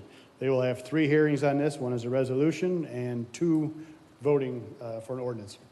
Thank you. Any questions of staff? Okay, seeing none, thank you. And the applicant is also the city? Yes, he is here, though. Jacob Kosad is here. Okay. Do you have anything you'd like to add? Okay, any questions of the applicant? Okay, thank you. Public participation is now open. A 3-minute limitation will be imposed unless otherwise granted by the Planning and Zoning Board. The floor is yours if anybody would like to speak on this item. Seeing none, public participation is closed. So I'd imagine staff doesn't have anything further. I do not. Okay. Thank you. So discussion and/or questions by the board. Any discussion? If there is no discussion and/or questions, a motion to recommend approval of the requested street vacation to the City Commission. I'll recommend approval of SV-5-24, applicant seeking Planning and Zoning Board to provide right-of-way vacation on New Smyrna Beach Airport property. Thank you. Do I have a second? I second it. Thank you. Con, could you please call the roll vote? Member Yates? Yes. Member Hodges? Yes. Member Hall? Yes. Member Bean? Yes. Chair Wheatcraft? Yes. Thank you. We'll move on to our next item, A-0008-2025 at 824 Ingham Road. This is the review and first public hearing of a voluntary annexation, rezoning, and small-scale comprehensive future land use map. City staff, do you have a report?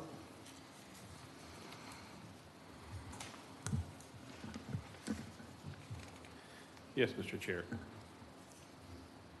So the property owners requested a voluntary annexation, small-scale comprehensive plan amendment, and changing the future land use category from of Volusia County low intensity and rezoning from a Volusia County zoning designation of a mixed-use plan unit development with an A attached for the airport height notification zone to a compatible city future land use category of low-density residential and a city zoning designation of R2 single-family residential with the A attached for the airport height notification zone.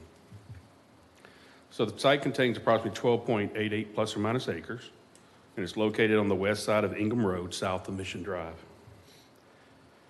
The Planning Department recommends that the Planning and Zoning Board give a positive recommendation to the City Commission to approve the requested annexation, small-scale comprehensive plan amendment, changing the future land use category to city low-density residential, and rezoning the city R2 single-family residential with an A attached for the airport height notification zone. And that's a summary of the staff report, subject to any questions the board members may have. Thank you. Any questions of staff? Okay, seeing none, appreciate it. Thank you. Is the applicant or representative present? And would you like to come forward? It's up to you.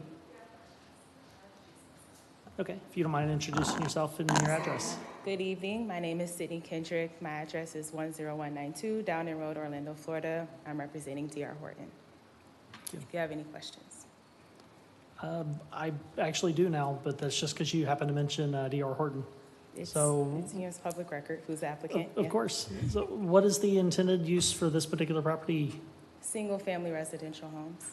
Okay, so homes in the future then? Yes. So, That's why okay, we're requesting straight zone. okay. Thank you. You're welcome. Any other questions of the applicant? Okay. Thank you. Okay, at this time, public participation is open. A 3-minute limitation will be imposed unless otherwise granted by the Planning and Zoning Board. Is there anyone that would like to come forward? Okay, seeing none, public participation is closed. Anything further from staff? Okay, I'd imagine so for the applicant as well. Nothing further? Okay, thank you. Discussion and/or questions by the board? Okay, seeing none, do I have a motion to recommend to the City Commission to approve the overall annexation request, including the rezoning and proposed future land use, excuse me? I make a motion to recommend the approval to the City Commission for annexation of a small-scale comprehensive plan amendment and the rezoning for the 12.88 acres requested on the west side of Ingram Road and south of the Old Mission. Thank you. Do I have a second? Second. Colin, could you please call the roll vote? Member Yates, Yes. Member Hodges, Yes. Member Hall, Yes. Member Bean, Yes. Chair Wheatcraft. Yes. Okay, we'll move on to A-0009-2025 at 736 Luella Street. This is the review and first public hearing of a voluntary annexation, rezoning, and small-scale comprehensive plan amendment to the future land use map. City staff, do you have a report?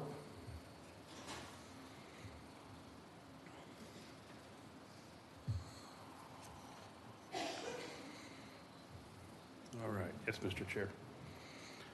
So the property owners have requested a voluntary annexation, small-scale comprehensive plan amendment, changing the future land use category from Volusia County rural and rezoning from Volusia County zoning designation of A3 transitional agriculture with an A attached for the airport height notification zone to a proposed future land use category of rural and a compatible city zoning designation of A3 transitional agriculture with an A attached for the airport height notification zone.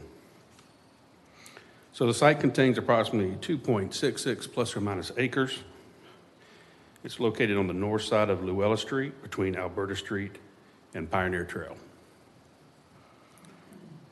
So the Planning Department recommends that the Planning and Zoning Board give a positive recommendation to the City Commission to approve the requested annexation, small-scale comprehensive plan amendment, changing the future land use category to city rural, and rezoning to city A3, transitional agriculture, with an A attached for the airport height notification zone. And that's a summary of the staff report, subject to any questions that the board may have. Thank you. Any questions of staff? Seeing none, appreciate it. Thank you. Is the applicant or representative present? And if so, would you like to come forward? Okay, not seeing anyone. We'll go ahead and open up public participation. A 3-minute limitation will be imposed unless otherwise granted by the board. Is there anyone that would like to come forward on this item? Okay, seeing none, public participation is closed. Imagine nothing further from staff. Any discussion? Questions? Seeing none, is there a motion to recommend to the City Commission to approve The overall annexation request, including the rezoning and proposed future land use. I'll make a motion to recommend A-0009-2025 to give a positive recommendation to the City Commission on the annexation at 736 Luella Street. Thank you. Do I have a second? Second. Thank you. Con, could you please call the roll vote? Member Bean? Yes. Member Hall? Yes.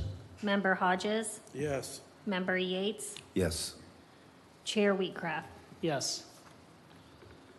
Okay, we'll move on to ZT-5-25, which is I-3 Industrial Park Zoning District. Review and give a recommendation of a proposed text amendment adding a conditional use and definition of automotive wholesale used to the city use.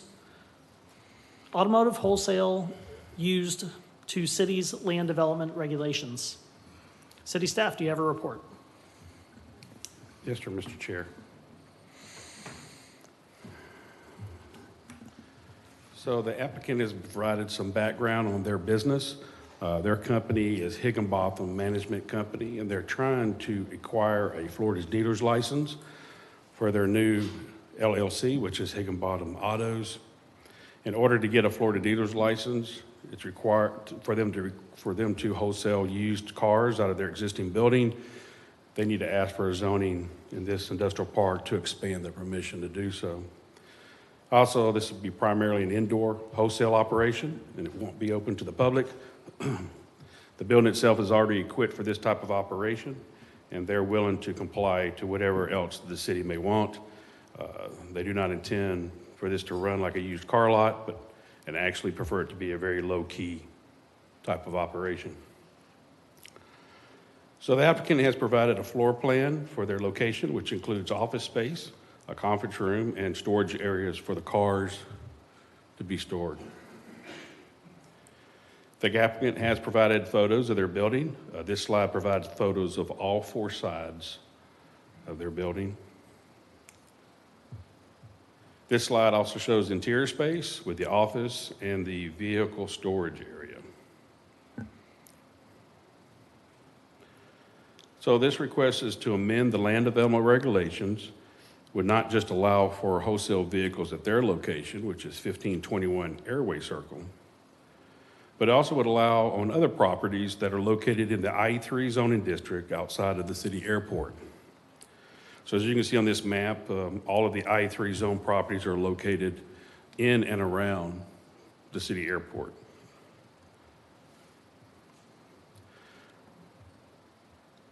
So the area here referred to as Airport Industrial Park shall be defined. The certain areas depicted on this airport property map as aforesaid to be identified as portions of parcel C1 and B1. So as you can see on this map, that would be the two sections on either side of that one runway there. You see it's off Industrial Park and off of Terminal Bay Road. That is actually the part of the airport that is considered the industrial park. And so from the LDR, it gives explanations, and that's where this map was pulled from. So you can see where it talks about the portions of Cecil 1. And then it tells you the dates that was created, which was back in 1983. It also talks about the location of parcel B1. So the proposed amendment would add as a conditional use, conditional use is automotive wholesale used with the following conditions. No boats, trailers, or recreational vehicles. 2, only cars, trucks 1 ton and under, and motorcycles. Number 3, the maximum number of inventory would be 50 vehicles. Number 4, 50% of the inventory must be stored inside an enclosed building. Number 5, vehicles stored outside must be within a 6-foot tall solid fence.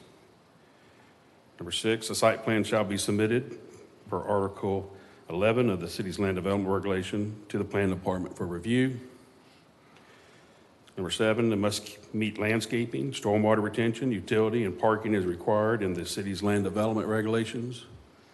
And number 8, can only be located within the airport industrial park and not in the municipal airport. So Mr. Higginbotham has been in the automotive business for many years, including here in New Smyrna Beach. When the applicant sells a dealership, sometimes the new purchaser may not want some of the used inventory, and Mr. Higginbotham must wholesale these vehicles to other dealers. So he needs a place to store these vehicles while he's finding a buyer. Mr. Higginbotham owns the parcel near the airport, which is in the industrial park zoning. He's used this building in the past to store his personal vehicles. He's also needed office space for some of his employees, which were relocated because of a recent property sale here in New Smyrna Beach. So since he owns a building locally here in New Smyrna Beach, he would like to use that building to house his employees and the inventory he needs to be wholesaled out to other dealers. So the Planning Department is seeking a positive recommendation from the Planning and Zoning Board to the City Commission to not only add a definition of automobile wholesale used, but also add a conditional use of automotive wholesale use only in the I-3 industrial park zoning, limited to the airport industrial park and not including the municipal airport. And that's a summary of the staff report, subject to any questions the board members may have. Thank you. Any questions of staff? Yeah, Bob, what about, I know when these dealers buy these lots up and stuff, sometimes they pick up a new car, and in the recommendation here, it is for used car only. Correct. So if they have a new car, they can't bring it here? No. No. So new cars have to be purchased through the manufacturer to a dealer, and the dealer retails those cars out. So with Mr. Higginbotham, even though he's got a building, we try to look at it of, other properties in I-3 could do this as well. So it's not just for him, it could be for other ones in the future. So we looked at it at, we wanted to limit the number of vehicles they could have. And we also wanted to require at least half of those cars have to be inside the building. So somebody can't just open up a vacant lot and say, I got a wholesale car place here. That's, because when you wholesale, you can't wholesale to the public. So in his situation, he does own dealerships around the country. And when he sells some of those dealerships, let's say he sells a Chevy dealership, got 2 or 3 Mercedes on there. The new buyers might not want the Mercedes used cars on the lot. So he has to take them off, put them on a truck, bring them down to this location, and then he'll wholesale those out to another dealer that's looking for used Mercedes or BMWs or whatever car it is that the new buyer does not want to keep in stock, and he'll take those cars. He needs a place to place them until we get them sold out. What we've been told by him, his operation is, there's pretty much no one shows up to the site. They find dealers, and then they just put them on trucks, and they send them on the way wherever that new dealer that's purchasing from them. So they need a staging place for wholesale cars. That's leftover inventory, and the only way they can do that in Florida is they have to have a location, otherwise they can't get their dealer's license here in Florida to be able to operate. Thank you. Any other questions of staff? I do want to say thank you for adding the definitions. I made that recommendation to staff and trying to shore up the language of the text, so thank you. You're welcome. The applicant may be here. I'm not sure. There's so many people, I don't know if the applicant may be here as well. So. Sure. So thank you. If the applicant would like to come forward, if there's anything you'd like to add. Denise Matar, 2905 West Phoenician Lake Circle. I just wanted to see if you have any questions for me. I'm here to answer them. I'm the office manager, and I'm the one that's heading up, trying to get the dealer's license for Mr. Higginbotham. Thank you. Any questions of the applicant? Okay, well, thank you for your time. Thanks. At this time, public participation is open. A 3-minute limitation will be imposed unless otherwise granted by the Planning and Zoning Board. If anybody would like to come forward on this agenda item. Seeing none, public participation is closed. City staff, I'd imagine, has nothing further. Same for the applicant, I'd imagine. Discussion and/or questions by the board? No, sir. Okay. Do I have a motion to recommend to the City Commission to approve ZT-0005-2025, proposed text amendment to the city's land development regulations? I'll make a motion regarding ZT-5-25 to recommend approval to the City Commission to add the definition of automotive wholesale used to the land development regulations and add the conditional use of automotive wholesale used only in the I-3 zoning district, limiting to the airport industrial park only and not including the municipal airport property. Thank you. Do I have a second? Second. Thank you. Con, could you please call the roll vote? Member Yates? Yes. Member Hodges? Yes. Member Hall? Yes. Member Bean? Yes. Chair Wheatcraft? Yes. Thank you. We'll move on to SV-1-25, street vacation between Slatton Street and Chisholm Street. This is a review and recommendation to the City Commission of an application seeking a right-of-way vacation of a section of Birch Street between Slatton Street and Chisholm Street. City staff, do you have a report? I do. We have applicant Aubrey Cummings Jr., 1925 Northwest 84th Street, Miami, Florida, 33147, requesting a vacation of a platted segment of Birch Street between Slatton, platted as Slayton, and Chisholm Street. It's 40 foot wide and 260 feet long within the Cotton Shed subdivision. So here, kind of a reference for you there. There's 44 going down, and then on the side, again, you have Chisholm, and then Myrtle is slightly more to the east. So this is the actual section of road right here on the plat. That's what is proposed to be vacated. And here is a survey of it. And on the survey, it's referred to as unnamed street, but as you can see, Birch kind of jogs over, so it's actually Birch Street that we're looking at here.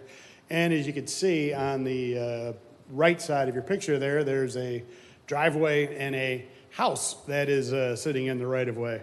And now talking with the applicant, he claims that this road was vacated like 60 years ago or something, but there's no record of it anywhere. And according to him, that's why this house is in the street in the first place. So in his mind, this is kind of like a redo on this whole case right here. So basically, it's 10,400 square feet of land that will be vacated. It's kind of not the same orientation here. It goes between there. It's got some trees in it right now. And it would be split basically 50-50 between the property owners on each side. 3 of those 4 lots are owned by the Cummings family, and the other one they know and is familiar with the situation as well. Street vacations, remember from the last one, criteria you have to meet. City has no purpose for this right-of-way. There's no utilities in there. Engineering doesn't have any need for it. And in fact, it would be a public good because it would eliminate a non-conforming structure into being a conforming structure with the right-of-way, with the house no longer being in the right-of-way. Therefore, we recommend the board recommend the City Commission approve. Any questions for me? Thank you. Any questions of staff? Thank And you. I know that the applicant himself was not able to be here. He lives in Miami and he had to work, I think he's out of the country right now. So he tried to make it for the last one and that one ended up getting canceled. So here we are today. But I don't know if you have anyone here. I guess not. So. Okay. Well, thank you. So with the applicant not here, we'll go ahead and open up public participation. A 3-minute limitation will be imposed unless otherwise granted by the board. If anybody would like to come forward on this agenda item. If you don't mind stating your name and address for the record. Mariah Parker, 634 Yukon. I just have a question about it. Do the 3 people benefit from the property purchase it from the city? So it wouldn't be a purchase, it would be dedicated over to them from the city. It's released back to the neighboring property owners. Okay, thanks. No problem. Would anybody else like to come forward at this time? Okay, seeing none, public participation is closed. City staff, do you have anything further? Okay, applicant's not here, so discussion and/or questions by the board. Okay, seeing none, is there a motion to recommend to the City Commission to approve the requested street vacation? I'll make a motion to recommend approval of City Commission for SV-1-25, vacation of a platted segment of Birch Street between Slatton and Chisholm Street. Thank you. Do I have a second? Second. Thank you. Con, could you please call the roll vote? Yes. Member Bean? Yes. Member Hall? Yes. Member Hodges? Yes. Member Yates? Yes. Chair Wheatcraft? Yes. So we'll move on to ZT-9-25, outdoor dog dining. Review and give a recommendation of a proposed text amendment to create section 801, .33, outdoor dog dining. City staff, do you have a report? This is probably going to be our most lighthearted agenda item tonight. Yeah, thank you, Mr. Chair. So the applicant has requested that the city of New Smyrna Beach adopt an ordinance that would allow for the city to provide a process to allow for restaurants to have dogs in an outdoor seating area. So under Florida statute 509.233, the state of Florida will allow for local government to create an exemption to certain provisions of the Food and Drug Administration's food code. This exemption procedure would allow for patrons' dogs to be within certain designated outdoor portions of a public food service establishment. So under Florida statute 509.233, paragraph B, requires the minimum information for an exemption application. The following minimum information would be the name, location, and mailing address of the public food service establishment. Number 2, the name, mailing address, and telephone contact information of the permit applicant. Number 3, a diagram and description of the outdoor area to be designated as available to patrons' dogs, including the dimensions of the designated area, a depiction of the number and placement of tables, chairs, and restaurant equipment, if any, the entryways and exits to the designated outdoor area, the boundaries of the designated area and other areas of outdoor dining not available for patron dogs, any fences or other barriers surrounding property lines and public right-of-ways, including sidewalks, common pathways, and such other information reasonably required by the permitting authority. The diagram or plan shall be accurate and to scale, but does not need to be prepared by a licensed design professional. And number 4, the description of the days of the week and hours of operation that patron dogs will be permitted in the designated outdoor area. So under Florida statute 509.233, paragraph C, to protect the health, safety, and general welfare of the public, the following would be the minimum requirements. So 1, all public food service establishment employees shall wash their hands promptly after touching, petting, or otherwise handling dogs.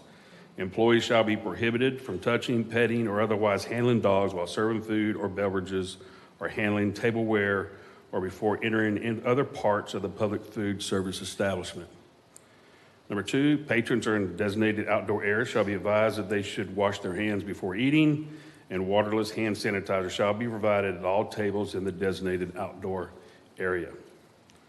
Number 3, employees and patrons shall be instructed that they shall not allow dogs to come in contact with serving dishes, utensils, tableware, linens, paper products, or any other items involved in the food service operation. Number 4, patrons shall keep their dogs on a leash at all times and shall keep their dogs under reasonable control. Number 5, dogs shall not be allowed on chairs, tables, or other furnishings. And finally, number 6, all table and chair surfaces shall be cleaned and sanitized with an approved product between seating of patrons. Spilled food and drink shall be removed from the floor or ground between seating of patrons. Number 7, accidents involving dog waste shall be cleaned immediately and the air sanitized with an approved product. A kit with the appropriate materials for this purpose shall be kept near the designated outdoor area. Number 8, a sign or signs reminding employees of the applicable rules that shall be posted on the premises in a manner and placed as determined by the local permitting authority. Number 9, a sign or signs reminding patrons of applicable rules shall be posted on premises in a manner and placed as determined by the local permitting authority. Number 10, a sign or signs shall be posted in a manner and placed as determined by the local permitting authority that places the public on notice that the designated outdoor area is available for use for patrons and patron dogs. Number 11, dogs should not be permitted to travel through indoor or non-designated outdoor portions of the public food service establishment. And ingress and egress to the designated outdoor portions of the public food service establishment must not require entrance into the passage through any indoor area of the food establishment. So those are the minimum requirements set by the Florida statute. Also, there are some other jurisdictions locally that have went ahead and created their own local regulation. One of them is Volusia County, The other one is the city of DeLand. So with that, the planning department is seeking a positive recommendation from the Planning and Zoning Board to the City Commission to approve the proposed regulation of outdoor dog dining. And that is a brief summary of the staff report, subject to any questions board members may have. Thank you. Any questions of staff? Does the Volusia County and the city of DeLand, I know Sanford does it also, are all of their requirements covered in your list, or do we have things that you have not included? So they could have additional items. We based on ours based on the Volusia County Code, so we'd be consistent with them. Most of ours, but it does have all the minimum requirements by the state statute is in this proposed regulation. So. Thank you. Any other questions? Could we prohibit bulldogs named Uga from this? Could we add that recommendation? I appreciate you. Has staff looked into that? Appreciate you adding that. I'm not sure if we can kick out certain types as long as they're behaving. Understood. No discrimination. No discrimination. I'm just happy to see this. I know that Susan Hall will take John out now for dinner. Any other questions of staff? Okay, thank you. Thank you. Is the applicant the city? Trying to recall. No. Or is it? The applicant is not the city. We Okay. do have a private applicant on this. Okay. Right. There was a private applicant, yes. Okay. Is the applicant or representative present? And if so, would you like to come forward? Okay, seeing none, we will move to public participation. A 3-minute limitation will be imposed unless otherwise granted by the Planning and Zoning Board. Seeing none, public participation is closed. City staff, I'd imagine, has nothing further. Okay. Discussion and/or questions by the board? Do you think there's any need for any kind of liability insurance to protect the city? These would be on private property, so they will have an application process, but it would be the private property owner's responsibility for insurance liability. Okay. Anything else? Any other discussion? Okay, if there's no other discussion and/or questions, is there a motion to recommend to the City Commission to approve ZT-0009-2025, proposed text amendment to the city's land development regulations? I make a motion to recommend approval to the City Commission for the proposed regulation for the outdoor dog dining. Thank you. Do I have a second? Second. Any further discussion? Okay. Connor, could you please call the roll vote? Member Yates, Yes. Member Hodges, Yes. Member Hall, Oh, yes. Member Bean, Yes. Chair Wheatcraft. Yes. Thank you. Now we'll move on to ZT-7-25, which is R2 Single Family Residential Zoning District. Review and give a recommendation of a proposed text amendment to Section 504.02 R2 Single Family Residential Zoning District by amending the special exception use of schools and/or a house of worship. City staff, do you have a report?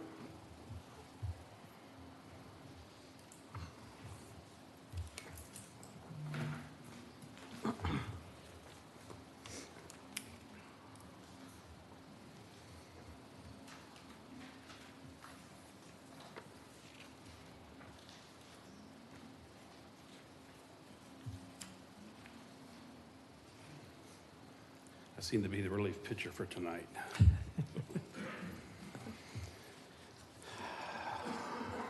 So the R2 Single Family Residential Zoning District lists the use of a house of worship or a school as a special exception use with the following conditions. That all structures that are located at least 35 feet from all side and rear property lines and off-street parking areas abutting residential property are screened by a buffer meeting the requirements of the land development regulations. So currently, other commercial structures that would be owned by the city, county, state, or federal government that would be allowed as a special exception use would only have to meet a 7.5-foot side and rear building setback and not the required 35-foot side and rear building setback.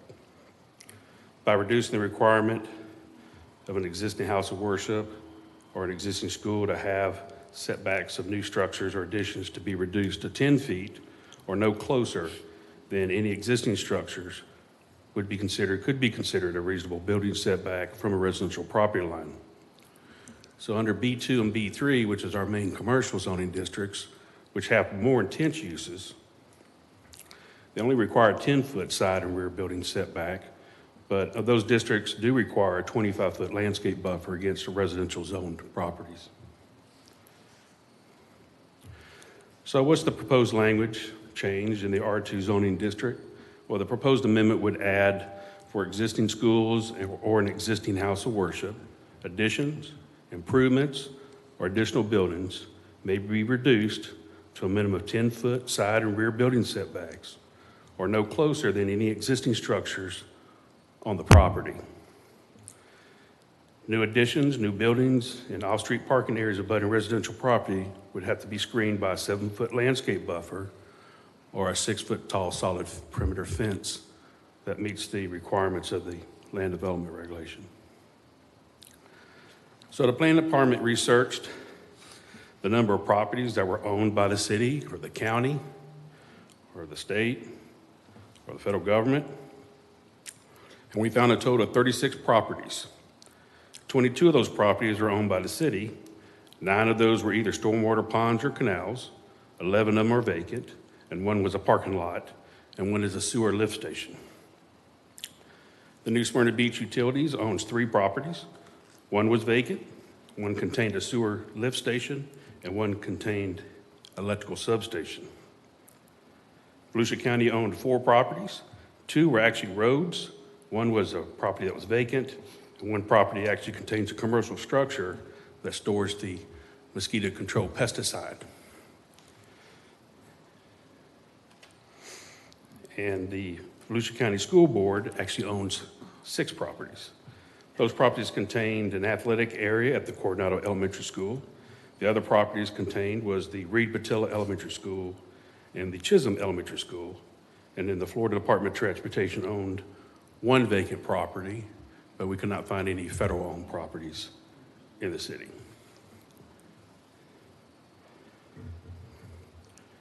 So this request to amend the land development regulation could affect 13 different churches and 2 schools within the city limits. The 2 existing public schools currently meet the 35-foot building setbacks on their existing buildings, but some of the churches that are located within the R2 zoning district that have buildings that are closer than 35 feet. These churches were constructed prior to the existing land development regulation, and most of these churches would be considered legal, non-conforming structures.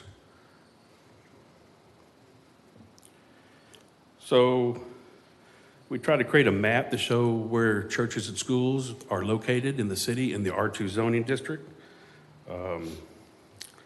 This map covered the entire city, so I wanted to separate the city into 2 slides.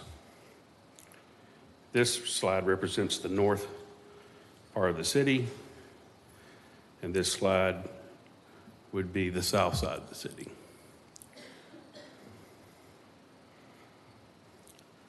So as you can see on this slide, the Turnbull Bay Baptist Church on Conrad Drive and the Bethel Baptist Church on Enterprise Avenue, they can meet the 35-foot building setbacks, but the Solid Rock of Jesus on Oleander Street and the Church of God located on Hamilton Street would currently be considered legal, non-conforming churches with building setbacks that are less than 35 feet. On this slide, we have the Christian Science Church on Ball Street, the New Smyrna Bible Chapel on Hester Street. They currently meet the 35-foot building setbacks, but the Smyrna Free Will Baptist Church on Turnbull Street and the First Presbyterian Church on Magnolia Street, they don't meet the 35-foot building setbacks, so they would be considered legal non-conforming structures. The Coronado Community Methodist Church on South Peninsula Avenue and the St. Paul's Episcopal Church on Live Oak Street, they would meet the 35-foot building setback, but the Beachside Baptist Church on South Pine Street and the Accord Christian Church on Magnolia Street would be considered non-conforming, since those churches do not meet the 35-foot building setback. and the Trinity Lutheran Church on Turnbull Bay Road, they meet the 35-foot building setback. So it seems like 7 out of 13 churches that are located in the R2 zoning district have non-conforming building setbacks. That would leave 6 churches that have structures from within close areas of a residential property. So any proposed addition to a church over 1,500 square feet or 20% of the existing floor area would have to get a new special exception approval. The 2 schools shown on this slide, they would be conforming. They meet the required 35-foot building setback from residential property. The Chisholm Elementary School is on the top slide, and the bottom slide shows the Repatilla Elementary School. So the planning department's evaluation of the requested special exception text amendment could seem to be reasonable building setbacks against residential properties based on the following. Other commercial buildings owned by the city, county, state, or federal government that could be allowed as a special exception would only have to meet 7.5-foot side and rear building setbacks and would not be required to meet the 35-foot side and rear setbacks from a residential property line. Also, there are some existing churches that currently have non-conforming buildings that do not meet the 35-foot building setback and may be able to be conforming with this amendment. So with that, the planning department is seeking the Planning and Zoning Board to give a positive recommendation to the City Commission to approve the text amendment. And that's a summary of the staff report, subject to any questions that the board members may have. Also, the applicant is here for tonight. It's another private application for a text amendment like we've had the other 2 for tonight. So, Thank you. Any questions of staff? I have a question. So this was a private applicant that came in this. Why was it not handled as a variance? Because the 35-foot setback is part of the use, you can't do a variance on a use. They attempted to try to do a variance application, but you can't do a variance on a use or any condition of a use. So the only way to do it is you have to change or amend the code. Thank you. Any other questions? I did have one question. There's many letters, I'd imagine my other board members also received them. One of them had mentioned about the 35-foot setback didn't come into play until potentially 2008, and they were alluding to it was potentially 10 feet in the past. I was hoping that staff might be able to provide any additional information if they happen to know it. The historical nature of why 35 feet rather than 10 to better help us. Yeah, so the last time there was a change, other than a most recent change, we just had a ordinance in 2024 that changed the term from church to house of worship. So that was a change in 2024. Before that, there was a change in 2000, and that was to add the daycare to be on church property or house worship property. Before then, we look back, special exceptions have been required with those setbacks since 1978. That's as far as our records go. So this church was built way before 1978. And the current land development regulation that we work under right now is 1991. But that section was also in the code prior to 1991, so it was a carryover. Okay. So we could not find a case log where the 35-foot was added to the R2 zoning district. I appreciate that. That helps clear that up. And you're correct. We did email you all the letters we received so that you could have them. We didn't want to stack so much in front of you. I think there was a letter that was not emailed that we provided for you now. We also provided you the R2 zoning so you can see exactly what the regulation says. And then we also gave you a list of all the properties that were talked about tonight. That was school and house worship properties so that you could have that list in front of you as well. Bob, you going from a 35 to a what? What are you thinking? Well, as far as we know, it's been there since 1978. That's how far back we go for a special exception for churches. The current regulation we have is from 1991. That was a carryover from the previous book that we had before 1991. The change in 2000 was adding the daycare on a house of worship or church property. So it'll go from 35 feet to what? So what they're requesting is to go to 10 feet or to be no closer than any existing buildings you have right now. So if you have a vacant piece of property, you still would have to meet the 35-foot, but if you have an existing church or existing school, you could be less than 35, but no closer than what the existing buildings are now, but then no closer than 10. So if you got a building at 5, you can't be at 5, you got to be further away. But for anybody who's at 10, they can stay at 10. If you're at 20, you can stay at 20, but if you have no buildings, you still have to be at 35 for any new churches to town. So it's to give relief to existing churches that have been here prior to the regulation that was put in place. Any other questions of staff? And this one right now, it's set at 10 feet, the property, the rear property line? The applicant that has paid His the money property, for yes. this, their church is sitting 10 feet from the rear property line. All right, thank you. Any other questions? Okay, thank you. Thank you. Is the applicant or representative present? Would you like to come forward? If you don't mind stating your name and address to the record for us. Good evening. My name is Pete Thompson. Do you mind speaking into the Thank you. My name is Pete Thompson, and my address is 105 North Cooper Street, New Smyrna Beach, Florida. And the church, Beachside Baptist Church, had initially filed back in April an application for a special exception in order to extend the church use to a neighboring property that it owns, which is next door to the current church sanctuary. And it was doing that in order to an attempt to be able to grow the church, to be able to build a new sanctuary. But because of the special exception conditions for the 35-foot rear and side yard setbacks, that was a no-go, and the application was withdrawn because there was not a variance procedure. There was nothing that the church could do. So in order to stay and build on the current lot, it's very simple. We just, actually thought about it, and like churches are somewhat unique-looking, buildings and structures, and they're very special to the people that go there. And it just made sense if you're going to add, a building or an improvement to an existing church, the 35-foot setback would require this bizarre building, configurations, and it just didn't make sense. And so I talked to staff, and we chewed this over a little bit and came up with this, which has been recommended, which simply makes sense. It's just simply allowing existing churches to have an exception so that their lot line setbacks would be reduced to something which is more manageable, 10-foot and or no closer than the existing building lines. And again, this is not just for Beachside Baptist Church. This is for all the other churches that are also within the R2 district. And quite honestly, this should probably be done within the R1 districts and some of the other districts as well.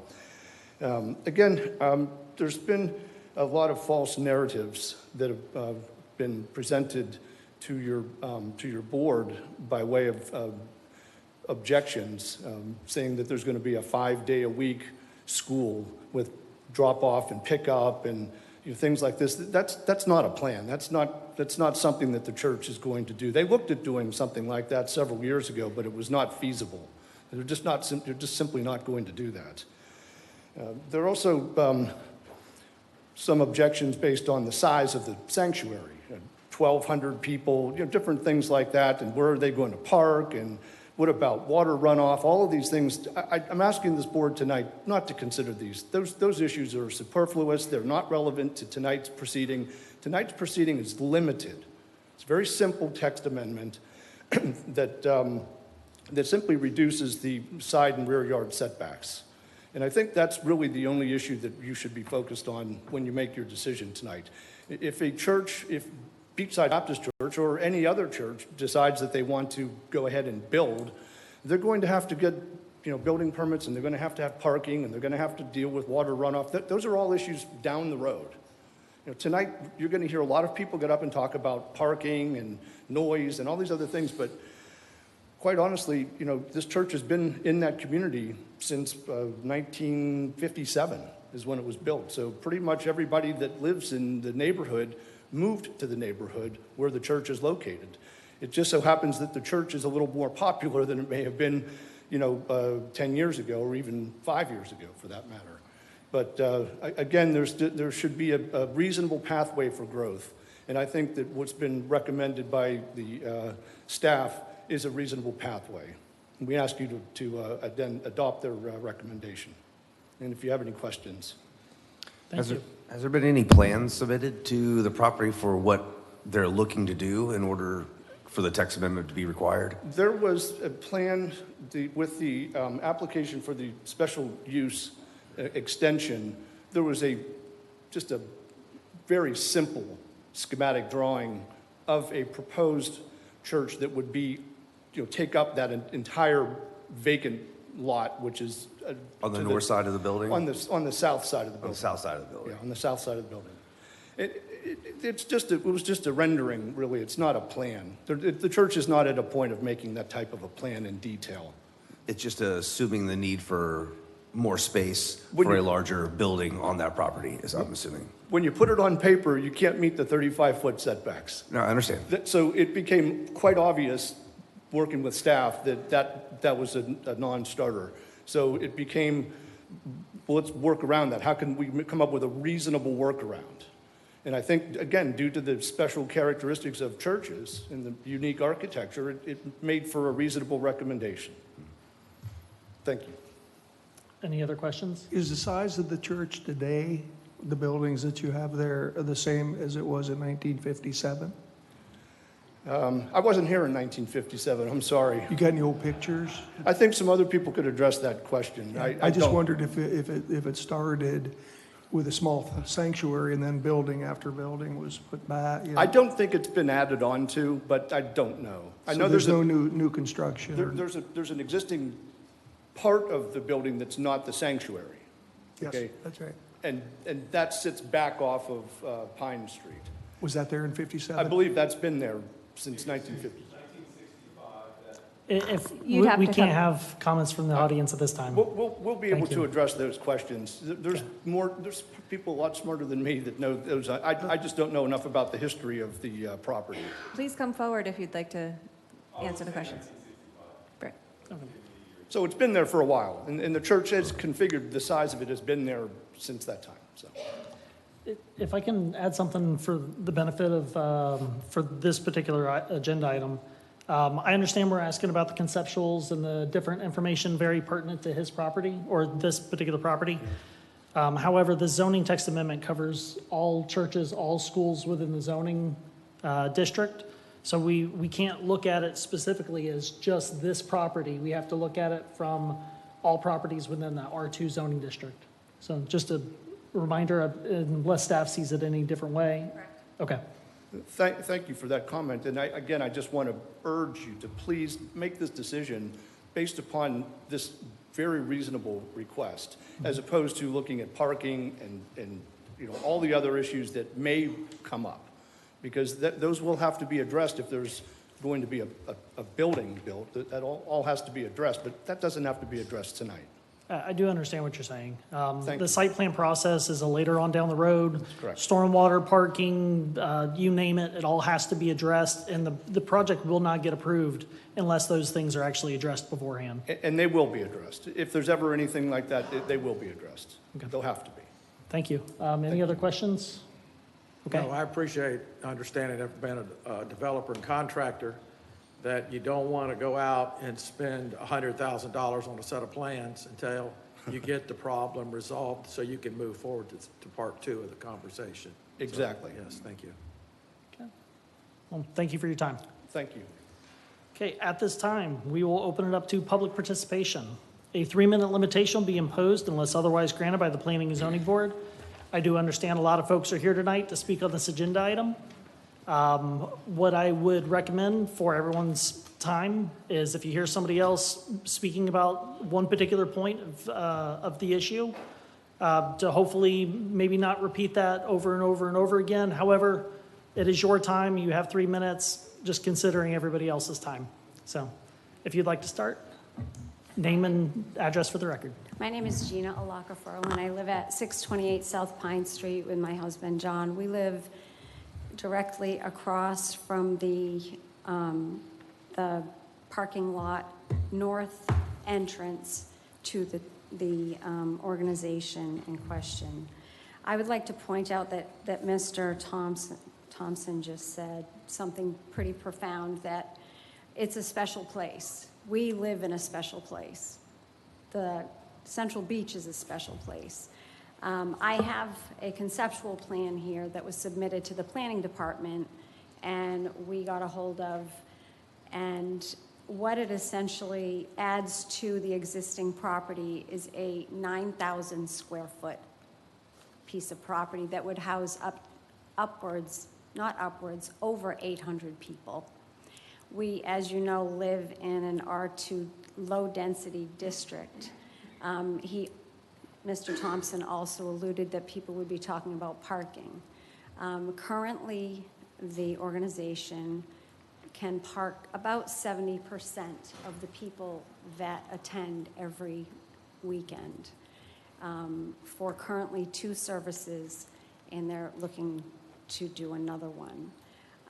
As a resident that lives just across the street, our lives are impacted by that, and I would hate to see the R2 designation for all of the areas of New Smyrna Beach be low density 6 days or less a week. Is that what we're going to put on the code? This special exception, really, there's no differentiation between the fed, state, county, city, country clubs, and golf courses, along with the 2 other items that are on there, 2 other organizations. So I don't want to go back to 1969 when these regulations were 10 feet or whenever they changed.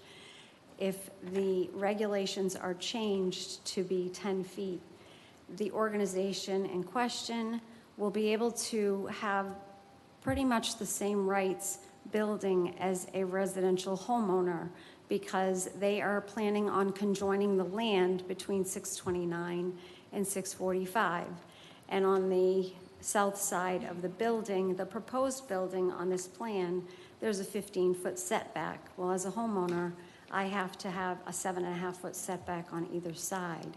The 10-foot setback at the back of the building is insufficient at this point with the right-of-ways, and as Mr. Thompson also pointed out, the water issues that we have. And Excuse me, ma'am. Sure. Your time is up. Okay, thank you. I very much appreciate your comments, though. I appreciate it. Thank you.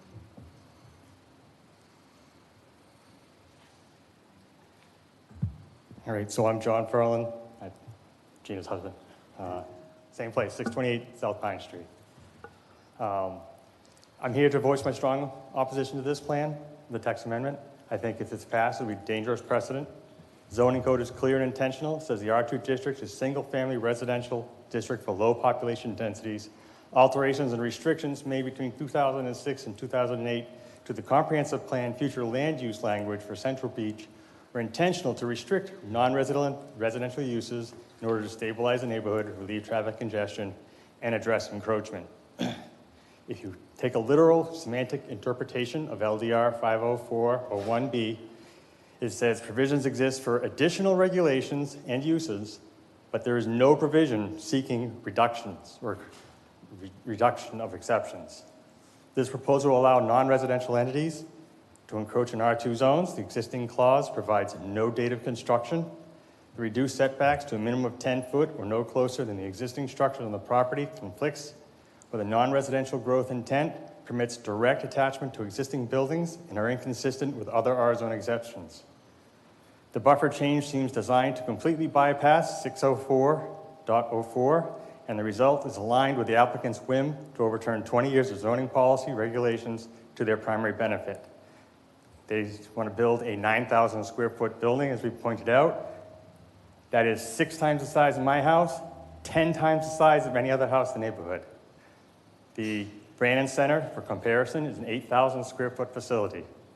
New construction may adhere to modern building codes, but the sheer scale will exacerbate stormwater runoff, hurricane flooding negatively impacting surrounding properties, creating additional stress and financial burden. They already have and will continue to reduce property values, but increase traffic in our neighborhood. Clearly, the velocity of the applicant's growth has exceeded their footprint. It is improbable this applicant will meet all the LDR 604 required improvements, especially for parking. They know that. And they're going to need to buy another 5 to 7 properties, take those off the tax rolls. That's how it's, it's no other way at this point. They may attempt to blame the city if we get past this point and say, well, you let us do this so far, maybe we need another exception in order to get our next stage. People have a hard time saying anything to this property owner. They already have a code complaint against their sign since March of 2023, and there's been no addressing of that. While this addresses some context for this particular neighborhood, this is something that will happen in other neighborhoods. Right now, R2, could be R1, could be R1A, whatever, all the other R districts. For the love of God and people, I urge you to deny this text amendment. It's too pervasive and broad. Upholding the original intent of the exception in the R2 zoning district is crucial. Thank you for your time.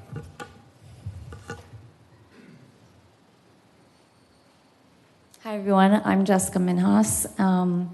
I am the owner of 649 South Pine Street. I happen to work in gender-based violence and victim advocacy, and I want to just acknowledge that words matter.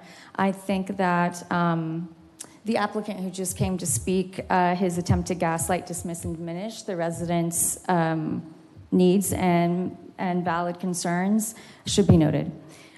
He mentioned that the applicant is not intending to build a school, but if you look at the application, it is written out that they intend to go from K to 3, starting with 54 students and moving up to K to 5. So that is in the application.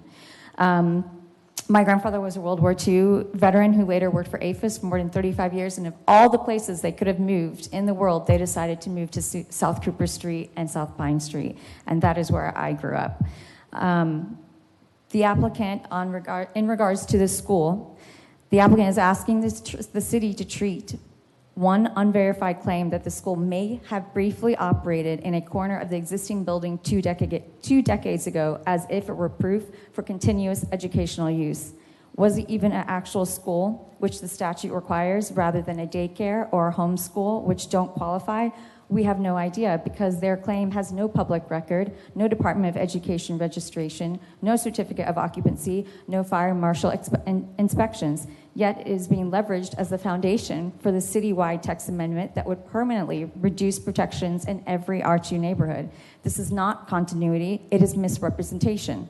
And the impact of this representation for all of us, what is being presented as a minor adjustment for one building in one corner is in fact a proxy for unregulated expansion, a 800-seat venue, which I guess could be not bizarre, multiple new parcels, and a precedent that any R2 commercial entity could invoke. If the applicant truly believed in the legitimacy of using its pre-existing school claim as a basis for its actions, it would have filed for a special exception as the ordinance requires. Instead, they are seeking to rewrite the law. That is not how the city preserves its integrity in zoning codes, in city ordinances, or in the comprehensive plan.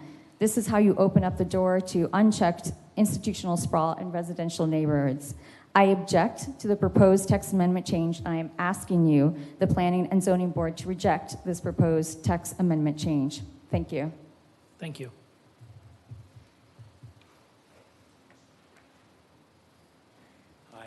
My name is Glenn Gracom. I live at 651 South Pine Street. And I believe the applicant's proposal to change the 35-foot setback requirement to 10 feet would be detrimental to the residents in New Smyrna Central Beachside District. I've lived a few houses down from the applicant's property for 33 years. In the last 10 years or so, there has been a marked increase in traffic on my street.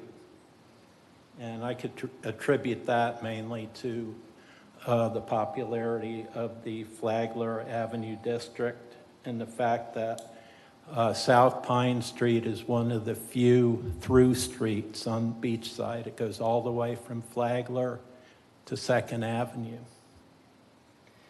Even heavier and stop traffic occurs when the applicant's property is being used for its primary purpose. During these times, it is difficult for residents to back out cars onto South Pine Street. This has become a concern in the last few years as attendance at the applicant's facility has vastly increased. While the applicant's facility as it exists today does not cause traffic and backing out problems, it is being tolerated. You know, we can put up with it the way it is right now, but the main concern is what will happen if the minimum setback requirement is changed to 10 feet and a larger facility is built. Along with the larger facility comes an increase in attendance and an increase in uses and activities being held on a daily basis. Residents surrounding the applicant's property did not move into this quaint section of New Smyrna Beach with the idea of having large structures built as little as 10 feet from their property line and having to deal with daily heavy traffic. The proposed change to the setback from 35 feet to 10 feet should be denied for these reasons. Thank you very much. Thank you.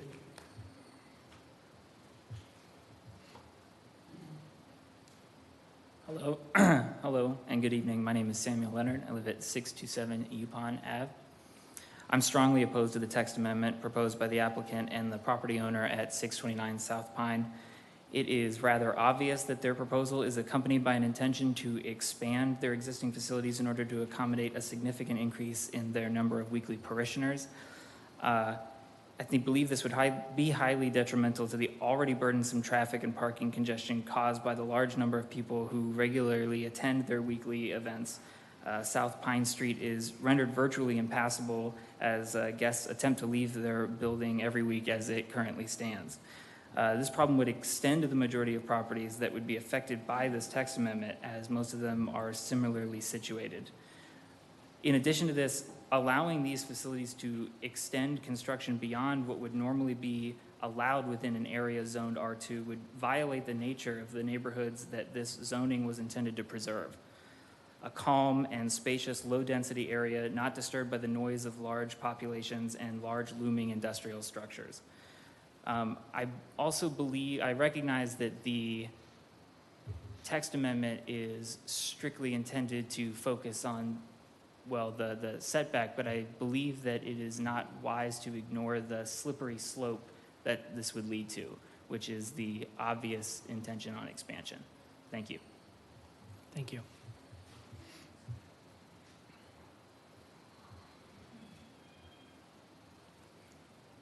Excuse me, Diane Brown, 633 Yupon Avenue.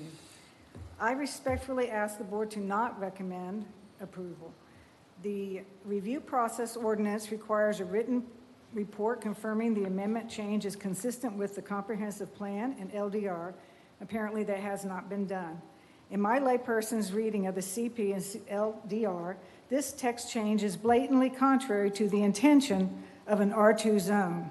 By intent, there are only a few non-residential, non-tax-paying special exceptions allowed in the R2 zone. It's clearly delineated that the condition for their existence within the R2 is the 35-foot setback. That was put into place for a reason, to protect and preserve the character of the R2 neighborhoods. The intention to preserve the character of the neighborhood is a keystone of the city plan. Let me tell you about the special character of our beloved corner of Central Beach, which incorporates the property owner requesting this amendment. It's a quiet enclave of predominantly one-story mid-century houses, blessed by the shade of a majestic corridor of historic oaks. We have relatively little traffic most days on Yupon Avenue. There is more foot traffic than cars. Many residents have lived there for 30 years or more.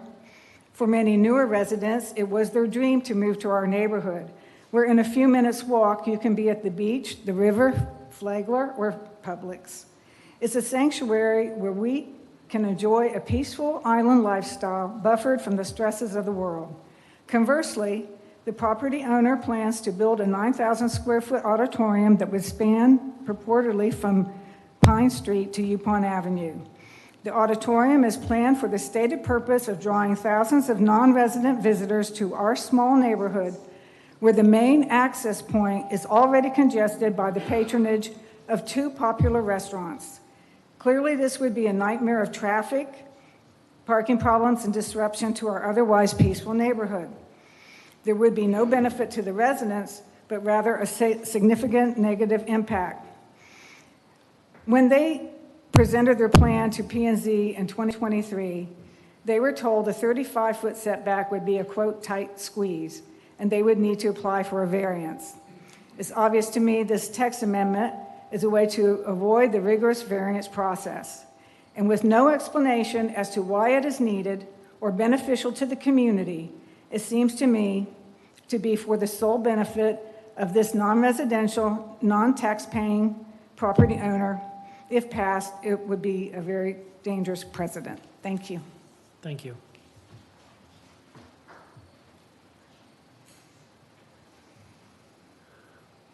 Good evening. My name is Paul Fitzgerald, and I live at 626 South Pine Street with my current wife.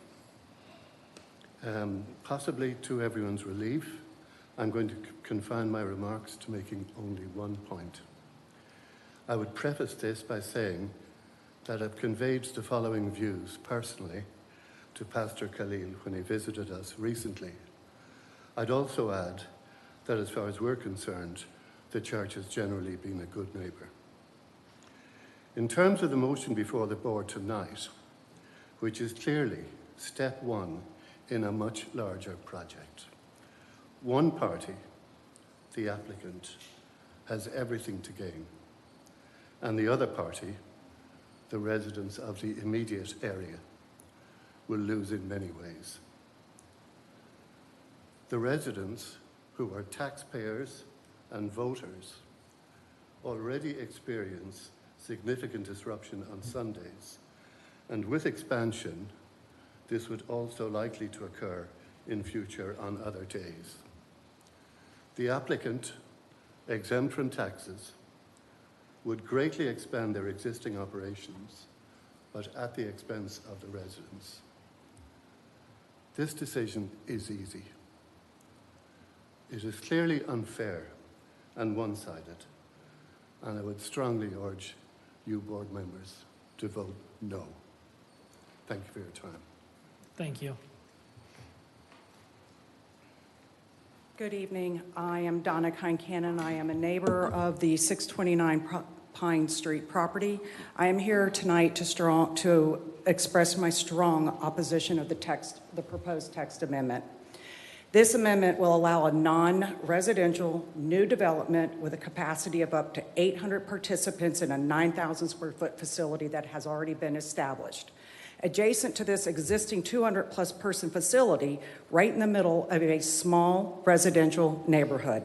The scale of this proposed expansion is completely out of proportion with the character of our community. Property values depend on preserving residential quality of life, peace, safety, and accessibility. Introducing a facility that would draw hundreds of participants and vehicles at once threatens to undermine that stability.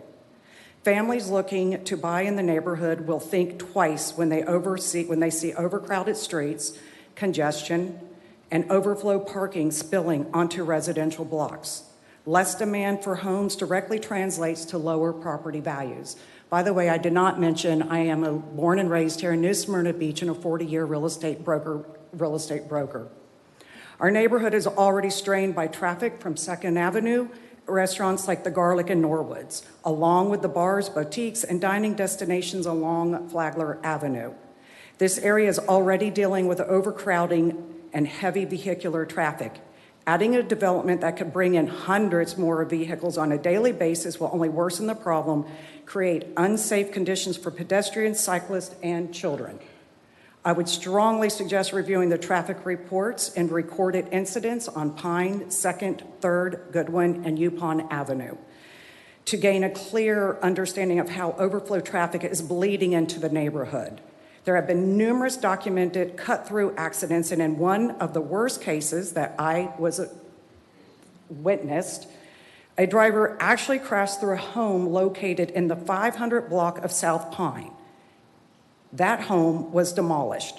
Let that sink in. These are not abstract concerns. They are real, documented threats to our safety. Equally troubling is the assemblage of properties. Piece by piece, this entity is creating a larger and larger non-residential footprint in what has always been a residential neighborhood. This kind of expansion raises the possibility of new alleys, cut-through access from street to street, or even future road easements. Once the door is open, it fundamentally changes the character of the neighborhood and permanently alters how traffic flows through our residential streets. Approving this amendment does not just impact one property. It sets a precedent that opens the door for organizations across New Smyrna Beach and beyond to challenge zoning protections in every residential district. If this amendment is approved, it will be very difficult to argue against future development of similar or even larger scale. Thank you that for your undermines comments, the ma'am. integrity of our zoning code and erodes the rights of the Ma'am, we citizens need to continue across on our with other city. residents. Thank you very much, though, for your comments. Hello, I'm Betsy Cavana, and I live at 507 Yupon. I'm also representing my sister, Alice Hunt, who lives at 644 Yupon. My late husband has owned the 507 Yupon house since 1983. And as we have watched much growth in New Smyrna, our quiet neighborhood has remained charming and has historic characteristics. My house is a good example of that. It was built in 1926. I'm here to request that you, the board, not approve the request of the non-residential developer to change the R2 zoning, which if this is allowed to do, if this is allowed, then the entity will build a 9,000 square foot structure, parking to accommodate 800 people, and this will stress the residential neighborhood from a parking, traffic, flooding, and future development perspective. A structure of this size, which is surrounded by residential properties, using a well-known expression which was said earlier tonight, would look like a sour thumb in our neighborhood. The zoning change will have a very negative impact, allowing future developers to request setback changes in beachside neighborhoods. The result will be NSB beachside neighborhoods will no longer be quiet, charming, or historic. Thank you. Thank you.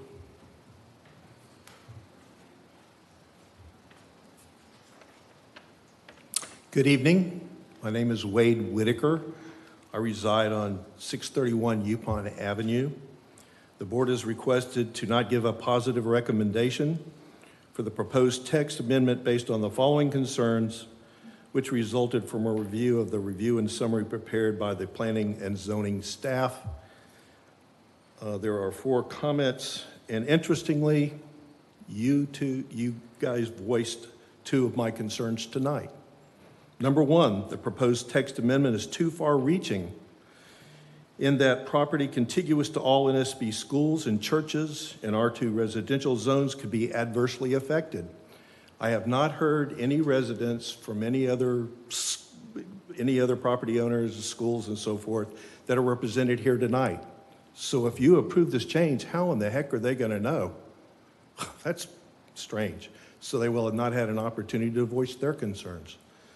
Number 2, no explanation has been provided by the planning department staff as to what circumstances have changed since the pre-2008 decision to increase the initial setback of 10 feet to 35 feet.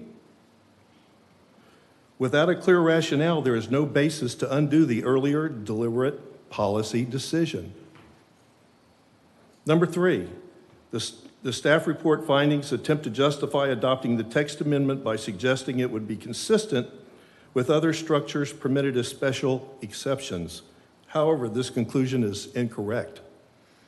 There is no special exception for other structures in Zone R2, nor is there any provision that allows other non-residential structures of any kind in Zone R2. And last, The review in summary is inadequate and in that it does not address required by the Code of Ordinance 305.02, specifically consistency with land development restrictions, availability of municipal services to the subject property, and consistency with the goals, objectives, and policy of the comprehensive plan. Not addressing these issues could be perceived as a decision that is arbitrary and capricious. In summary, the proposal evaluation prepared for your review appears to be insufficient for you to render a fully informed decision. Thank you. Thank you.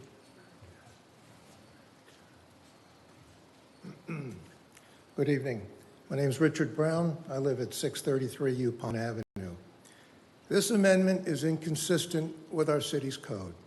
It is based on faulty findings. It unfairly benefits a single applicant at the expense of the entire neighborhood. I respectfully ask the board to reject it. I also support the comments made earlier by other residents in opposition and ask that their remarks be incorporated into mine.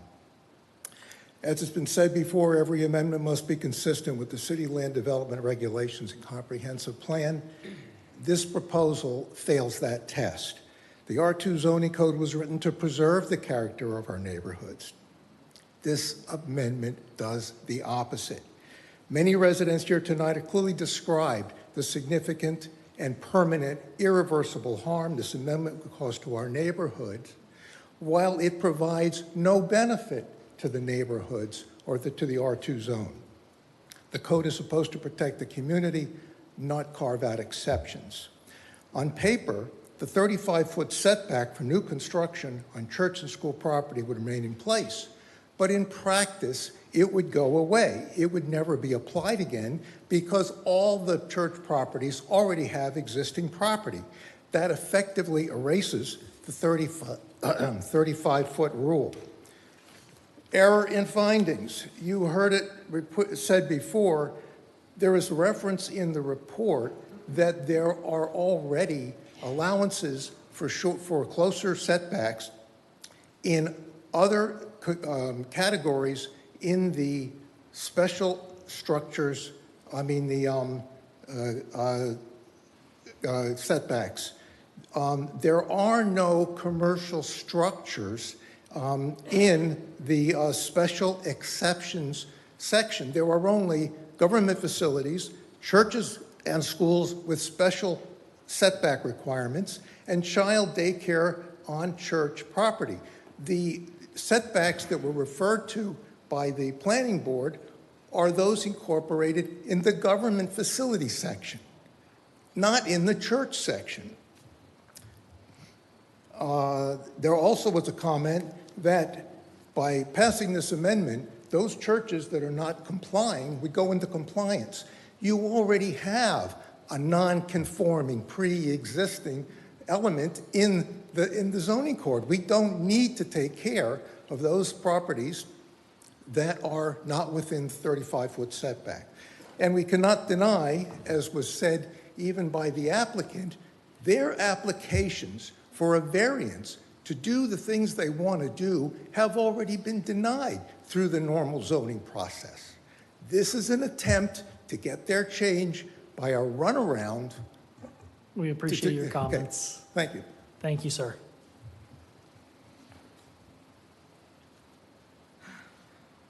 Okay, I'm Linda Woodard at 628 Yupon, and I'm right behind 629 Pine Street. Tonight I'm asking the board to vote no, as this request isn't a standalone one, which you discovered, because they are planning to have an addition that, like what everyone said, could hold up to 800 people, which is not a minuscule number, especially in an R2 neighborhood. I covered 2 of their pre-app meetings in 2023, where big plans were discussed, but now I have an even more personal stake in that I am next to the house that the applicant's client bought on Yupon, which was one of their steps in 2023. When I asked if it was going to be torn down, I was told not yet, but it was in the future plans. So I'm definitely worried for their future plans will affect mine as well. But getting back to the application, Exhibit B shows a map already established special exceptions regarding schools and churches in the R2 zone that may be affected by the change. You know, when these institutions opened, they had followed the regulations that were needed for that time period and locale. And changing an entire code because one institution property owner created its own problem with its desire to expand could wreak havoc over our entire city's unique R2 neighborhoods if others decided to follow suit. Exhibit A explicitly shows the intent of 504.02, and part of it reads, the R2 single-family residential district is intended to be single-family residential district for low population densities. Existing development and usage has resulted, which is being preserved in order to stabilize the neighborhood. And this exhibit, intent, is the key word, as every zone has its own distinct intent, for it's part of our foundation as a testament to the collective will of our community, which would protect our property values, promote our overall well-being, and strive for a better tomorrow.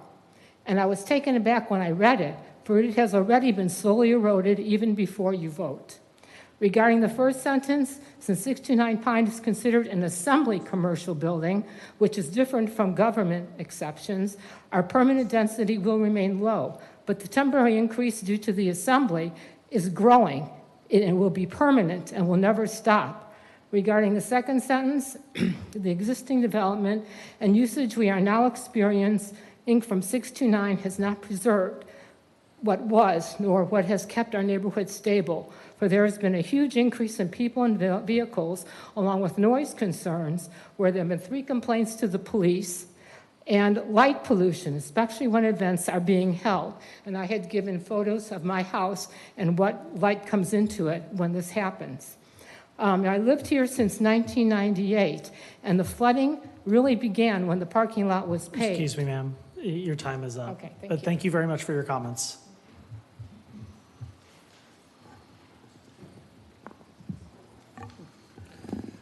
Hi, my name's David Philpott. I live at 205 Oak Street here in New Smyrna Beach, Florida.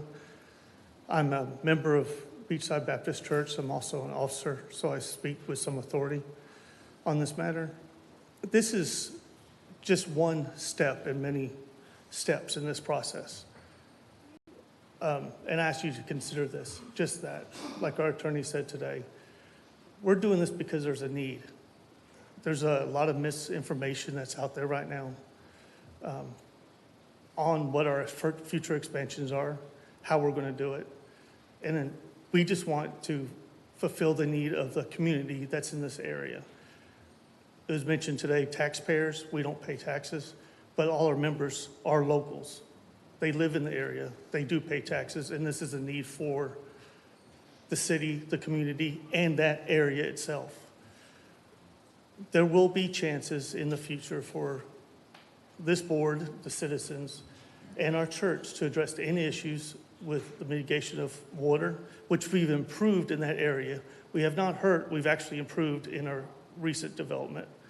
You know, that we built a playground there, we've actually improved on the water consumption that we take and allow it to absorb back into the ground level. Our parking situations, we've improved, we've worked on that. Our lighting situation, we improved. Our community, we work even with our police department, with local schools, with other churches in this community. We are a good neighbor in this community. I ask you just please consider this step. We have no other choice. We were told that this is the only option that we have. If there was another option that was available to us, we would be taking it to expand. Right now, our goal is not to build a monstrosity that's going to stand out like a sore thumb. I appreciate your time, but there will be plenty of opportunities for these problems, these questions to be resolved. But this is just the first step, and I ask you please approve this for us and for our church. Thank you. Thank you.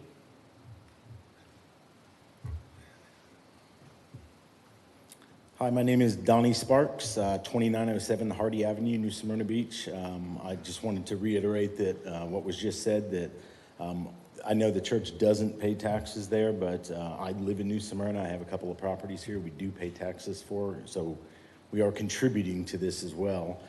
There's a gigantic need for us as the church body. It's wonderful to have a church that is growing so much and people seeking after this. It's exciting for us to need a larger area, a larger platform to be able to speak. So I want you guys just to think about that, the ladies to think about that. We do a lot for this community. We help people. I'm sure there are plenty of people we could get to stand up here after floods where we were assisting and helping people. We are a good group of people just trying to help our community. There's lots of things that we do. I feel that we are pretty good neighbors. I know that we have traffic on Sundays. It's not a daily occurrence. I know that it's probably 3 hours in between services where traffic sometimes can get busy. We try to move it as quick as we can to keep people not getting frustrated. I know it's tough for the residents. I live, again, in New Smyrna. I live up by the airport. When I moved there 28 years ago, it was pretty quiet. There weren't a lot of planes, but things have changed, and unfortunately, I don't want to sound mean saying it, but I mean, we have to deal with change. I mean, things occur in our neighborhoods and in our areas that we live in. And I just feel like this is a gigantic need for our community, for New Smyrna Beach, and this could help grow that for a group of people that want to help other people. So thank you very much. Thank you.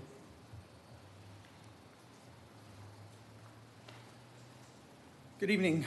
Larry Whittington, 2903 Hardy Avenue, Donnie's next door neighbor. I'm also the director of operations at Beachside Church, so I didn't even know I was going to speak. I kind of got signaled at the last minute over there, but I just wanted to say that Beachside has had a huge impact in the local community and in New Smyrna at large. I'm a lifelong resident of New Smyrna Beach. I grew up here, joined the Army, spent 25 years in the Army, and came right back to my hometown. This is a place that I love, and this is the community that I love. And what Beachside is doing, the way that it's impacting our community is, I know this is a city council meeting, but to me, and I think to the Christians in the room, clearly God working in our community. So I'm thrilled to be part of it. I pray for our neighbors. As a matter of fact, many of the neighbors, some that spoke, and many of our neighbors in the Central Beach, I've lived here so long I didn't even know it was called the Central Beach. We used to just call it Beachside. But many of our neighbors, I've been in their homes after the storms. I've pulled drywall and flooring, and our church team has done the same thing. We're a caring church. We're part of the community. We consider it our home. I look forward to, if there's fractured relationships in the neighborhood as the director of operations, I look forward to working on those fractured relationships too. I think if the community sees the heart of our church, they're going to want more of it, not less of it. So thank you for your time. Thank you.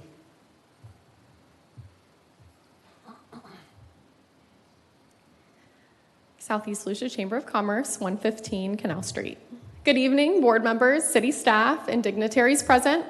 Thank you for your time and your continued service to our city.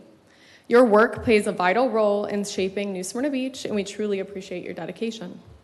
My name is Ashley Powers, and I'm here on behalf of the Southeast Lucia Chamber of Commerce. We represent over 500 businesses across New Smyrna Beach, Edgewater, and Oak Hill, and have served as the voice of business in our region for more than 93 years.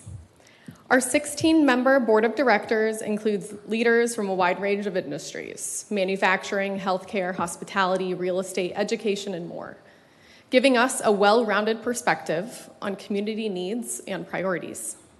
Tonight, the Chamber is here to support the proposed amendment to Section 502.02 of the city's land development regulation, case ZT-7-2025, which would allow flexibility and setback requirements for existing houses of worship within the R2 zoning districts. Faith-based and educational institutions are essential to the social and civic life of our community. They are more than structures. They are places of support, service, and belonging. Beachside Baptist Church, for example, has been a cornerstone of Pine Street since the 1960s. consistently serving local families and neighbors. As our city continues to grow, this amendment allows for thoughtful, modest improvements that support the missions of these long-standing institutions. The Chamber supports smart, balanced growth, development that respects the character of our neighborhoods while meeting the evolving needs of the people who live here. We commend the Planning Department for its recommendation and believe this amendment reflects that vision. We respectfully urge this board to issue a favorable recommendation to the City Commission. Thank you again for your time and for your commitment to improving the quality of life here in New Smyrna Beach. Thank you. Thank you.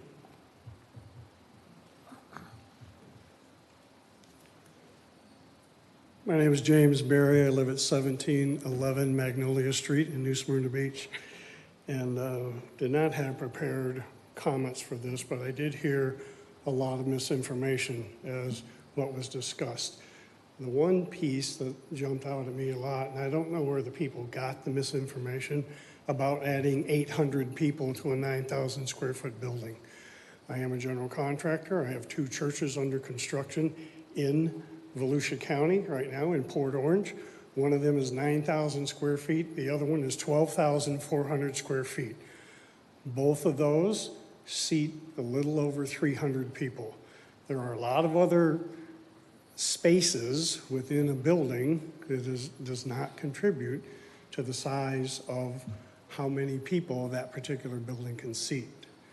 So I haven't seen the design, the finished design in this building yet, as Mr. Thompson mentioned earlier. It's too early in the process, and as I believe Mr. Hodges mentioned earlier, you don't want to spend a whole bunch of money on something that you can't go forward with. So the extreme details have not been finished. Just a sketch has been done on where it might lay out on the property. But 800 people in 9,000 square feet, that church is not being designed, I guarantee you that. It's more like, I think 300 is a more reasonable number from what I've seen already being built in the county. Appreciate all your attention, and thank you very much, Commissioners. Thank you. Hey, I'm Charlene Thomas, and I live at 638 South Pine Street, directly across the street from the church. First of all, I'm happy the church is growing. I think they're good people. I have nothing bad to say about them, other than that they're growing so big, they're getting ridiculous.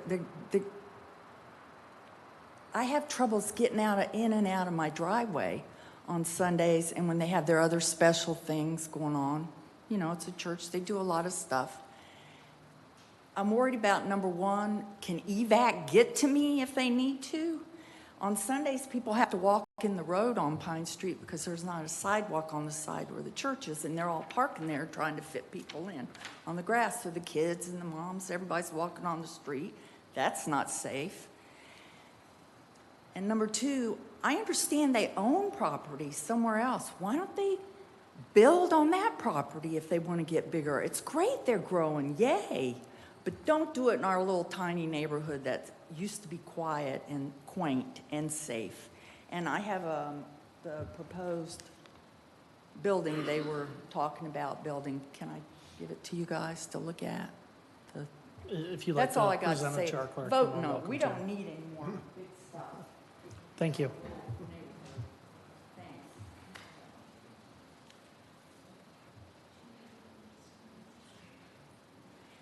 Good evening, Mariah Parker, 634 Yukon. Thank you for the opportunity to talk. I'm here as a concerned resident about the verbiage. Our current zoning clearly states that its purpose is to stabilize the neighborhood and enhance the prospects for orderly future residential development. I really don't feel that that intent should be undermined by vague or overly permissive language. If we look at the proposed wording, it states no closer than the existing structures on the property. And on the surface, that does seem harmless, but there's a different reality. If you look at the photos that I have provided, their shed is a mere 18 inches from my property line. Their air conditioning units are 46 inches, and the rear wall of their building is only 89 inches. Approving this language as written would effectively grant permission for an 18-inch setback. That's completely out of step with the intent of the zoning and coding and what is appropriate for our small residential neighborhood. I urge you to please preserve the integrity of our zoning laws, uphold the current rules as written. Our neighborhood depends on your leadership to protect it from the incremental changes that over time can dramatically alter the character and livability of a neighborhood. Thank you. Thank you. I apologize, I did not have enough copies for everyone. I will. Good evening, James Kern. Electronic. I live at 510 South Indian River Road. I'm not a member of the church, but I did start attending there in the last few months. And I personally think it's been an awesome experience to be able to walk to church. It's unfortunate there's so many neighbors that have such a, anti-church view of what's happening and their attitude towards this. That community there at the church has been nothing but outreach and kindness to my family, and to be able to walk there with my kids has been a real privilege. The topics have gone from things like them owning other property, which I'm a real estate developer. I happen to know they don't own any other property, and they already have buildings that are within 10 feet of the property line. They're not looking to make that any worse or do anything else. They're trying to expand their reach to the community, to serve the community. That church has been there, I'm pretty sure, longer than anybody in this room has lived in that area. Everybody moved there with that church there, and their concerns about property values, had a real estate license since 1983. Many areas, home values go up, walking distance to an outreach, growing congregation of whether it's a church or the synagogue or what have you. I think it's unfortunate that there's so much animosity about it, because I know that this church and their pastor have a heart for the community, and they want to do good things for the community and grow their position and be there to serve more people. So, as you know, the issue is simply being able to use your existing facility and improve it so that everybody else benefits from it. And there may be traffic on Sunday. It may be 15 minutes of bad traffic at the turnover of the start and the finish of a service. I can't believe that out of 7 days and 24 hours a week, that's a massive problem for anybody. So I hope you approve it. There's a long way to go, a lot of steps that have to go to build a building, to do it right, to not flood people, not lower values, etc. So I hope you approve it. Thank you. Thank you.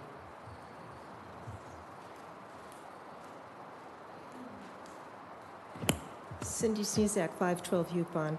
I'm glad the church is doing well. I live in that general neighborhood, so I walk those streets. If you don't mind speaking a little louder Yeah. for us with the rain. I live in that general neighborhood, and I walk those streets. And I'm really glad the church is doing well. I know they allow AA meetings there. I don't know how often the nursery is used, but that's part of that, too. But the reality is, based on all the things you heard from people who are having angst over this, is perhaps the church has outgrown the footprint. And if we're talking about something that's expanding so dramatically, then maybe there's other locations for it. I know the name says Beachside, but as one of the women said, I'm sorry, it's getting late in the day, they've already purchased a home on Yupon. So that allows for punch through. And I think she said, in response to her question, it's not being torn down yet. I know at least 2 other property owners have been approached adjacent to those parcels to purchase. So it sounds like the plans are much larger than perhaps the attorney would like you to believe. But my biggest objection and reason for you to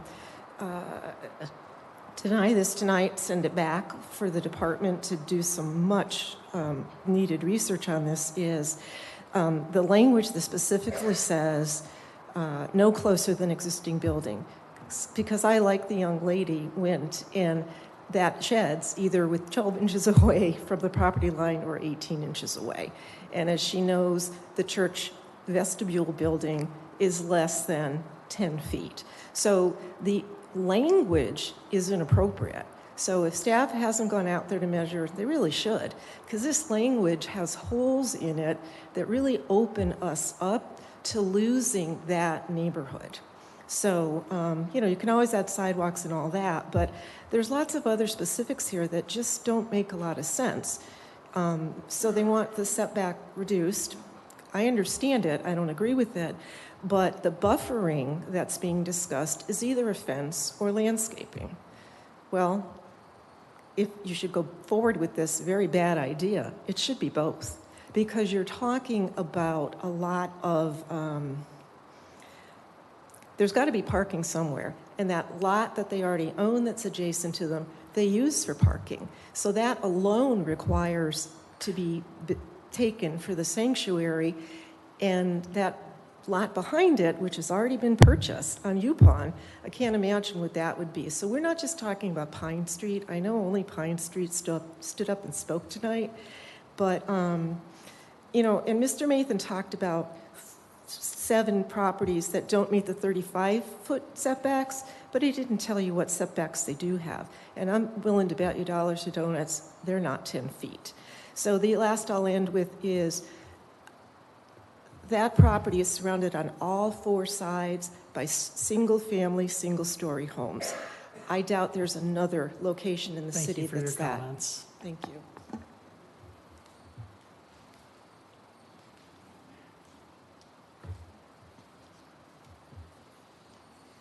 Hi, my name's Larry White. I live at 805 Silk Oak Court, New Smyrna Beach. We've been members of this church for about 4 years. We've experienced its growth. But I want to tell you, it has touched a lot of families in this area. It's meant so much to people on Beachside that wasn't being addressed and is now. It's changed a lot of kids' lives. My wife and I have a home Bible study. And I want to tell you, a lot of seniors are being ministered to that otherwise would not be. I think this board needs to look at what this church is doing and what any church is doing here in New Smyrna and try to help them, try to make it affordable for them to continue to flourish, because that's going to be the backbone of any community. And Beachside is doing what it's supposed to be doing, loving people and loving God. And that's all we're about, and that's all we're ever going to be about. And we do need to expand some. We need to accommodate those that want to continue to come and be ministered to. But I just want to let you know that this church is doing everything it possibly can with what it's got to meet the needs of the people living in this community. I thank you, and I plead for you to vote yes. Thank you. Thank you.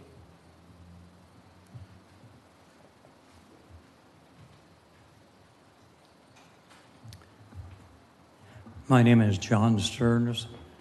I want to thank the board. For those of you that don't know, excuse me, you presented me with a proclamation for running Aqua Park, being a teacher at Chisholm Elementary, being a teacher at Faulkner Street when it was a school, for working part-time for the city of New Smyrna, and now I'm a member of Beachside. As you can tell, my focus is with the youth, the children. This last summer, we had a surf program that serviced for a week over 200 children. Last year, I think there were 150 children. All I can say is, as a senior citizen, the church has provided for me. They offered to help put up hurricane shutters. They got me involved in helping clean up after the hurricane for citizens further out by Home Depot. All I can say, it's been a big part of my life, and it's growing. You heard, we're growing, we're expanding, and I want to be a part of it. So I hope you will honor the request and be part of the family. Thank you. Thank you.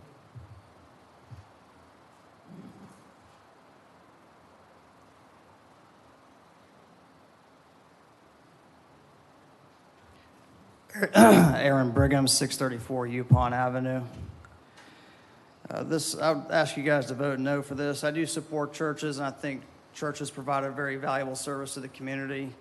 However, it contradicts the low-density intent of the R2 zoning, no justification for reversing past policy, negative impacts on residents, incomplete and inadequate staff review, flood and storm risk unresolved, conflict of interest. In conclusion, this amendment benefits a single applicant at the expense of surrounding residents and the neighborhoods. It undermines the integrity of the R2 low-density zone and should not be approved. Thank you for your time. Thank you.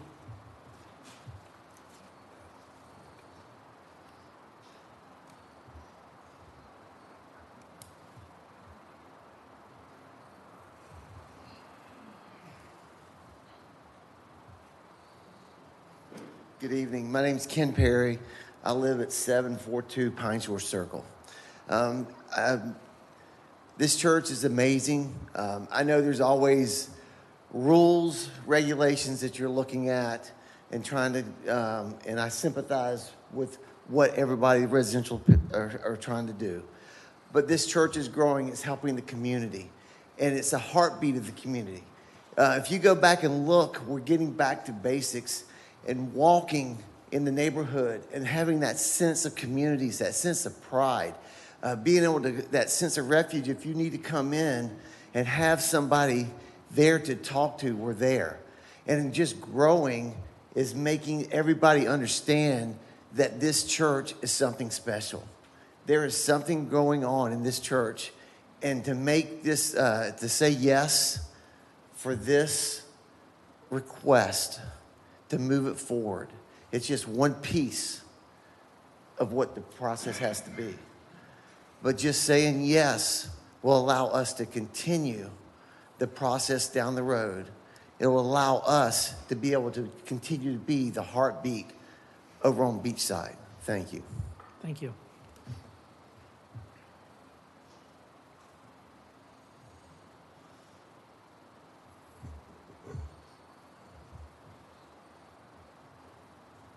Hello.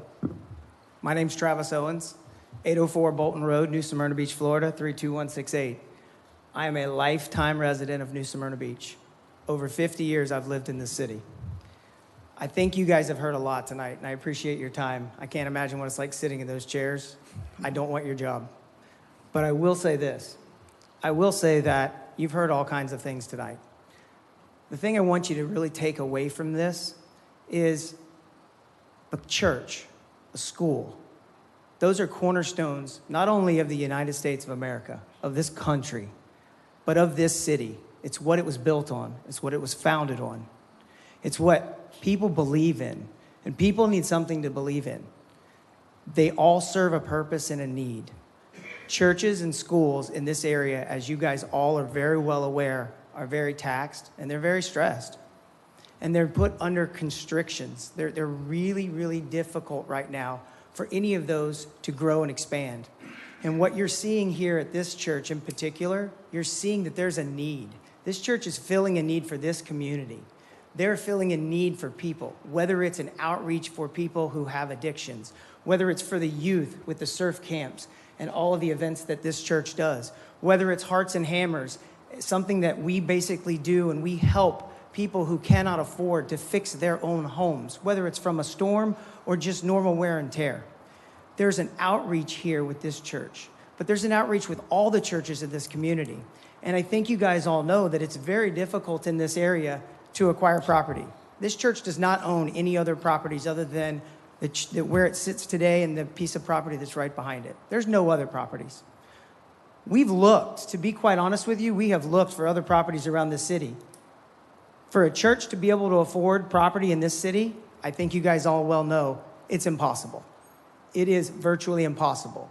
So we are just looking and asking you to please allow us to continue to grow.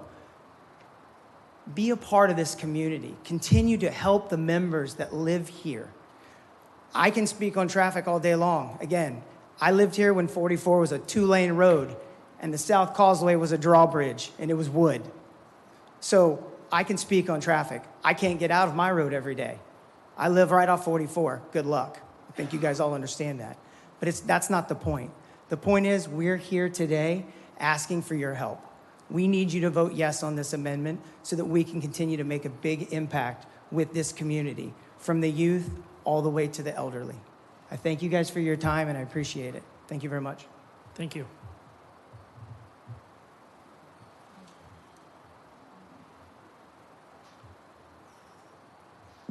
Hello, Andy Silvers, 1100 South Atlantic. I wasn't planning on speaking. This is not my comfort zone at all. But I was just going to share a little story. So I have a rental property, and I was able to rent it to a woman from the Miami area. And I recommended Beachside Baptist to her, and she showed up on Sunday, and she shared to me just how great of an experience she had, and she just couldn't say enough good about her experience. She has a son that's in recovery. He's also going to join the church because that's a big part of Beachside Baptist, amongst so many other things, whether it's surf camp, helping folks in need when a hurricane comes. The list does go on and on. And my wife and I have been going to the church for almost 3 years, and it's impacted us immensely. And I just, the traffic thing is real. I hear their concerns, but it is just, fortunately, the traffic is on a Sunday. It's between 9 and 1 o'clock, and it's sporadic at best. There's a lot of people that help direct traffic, and we do park in other facilities to alleviate, whether it's at Norwoods or the local veterinarian has given us permission to park on his property.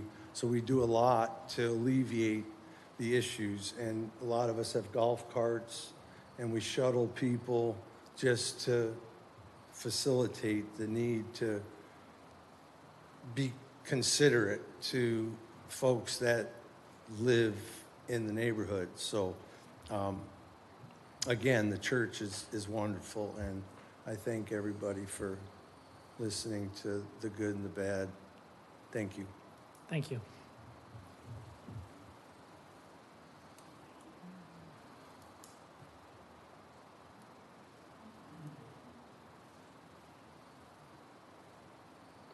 Harrison Bucklew, I live at 624 Yupon.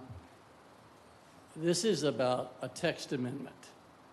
This is about changing something that was approved years ago in the planned amendment for the state of Florida and for the county.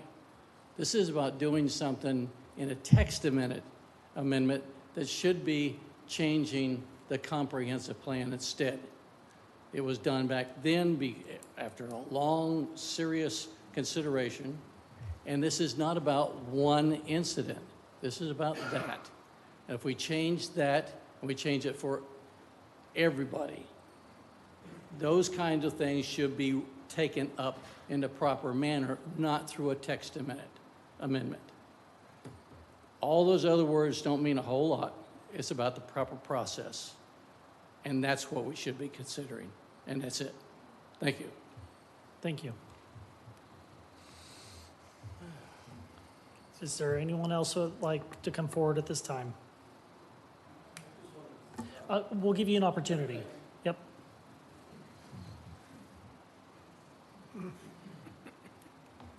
Good evening. James Hollitz, 2130 South Atlantic Avenue.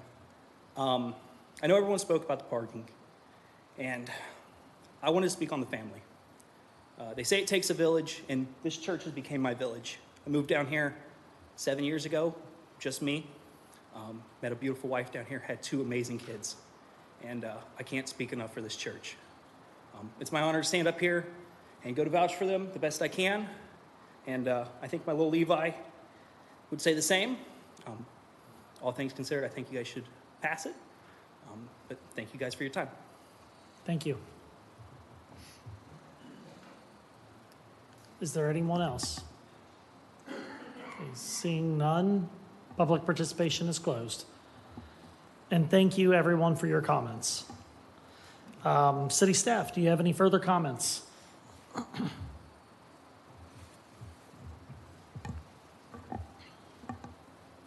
I'm just here in case there's any other additional questions from the board members. Yes. Bob, if you move the offset from 35 feet to 10 feet, does that mean that a sanctuary or something of a size could be put 10 foot off of a residential property line?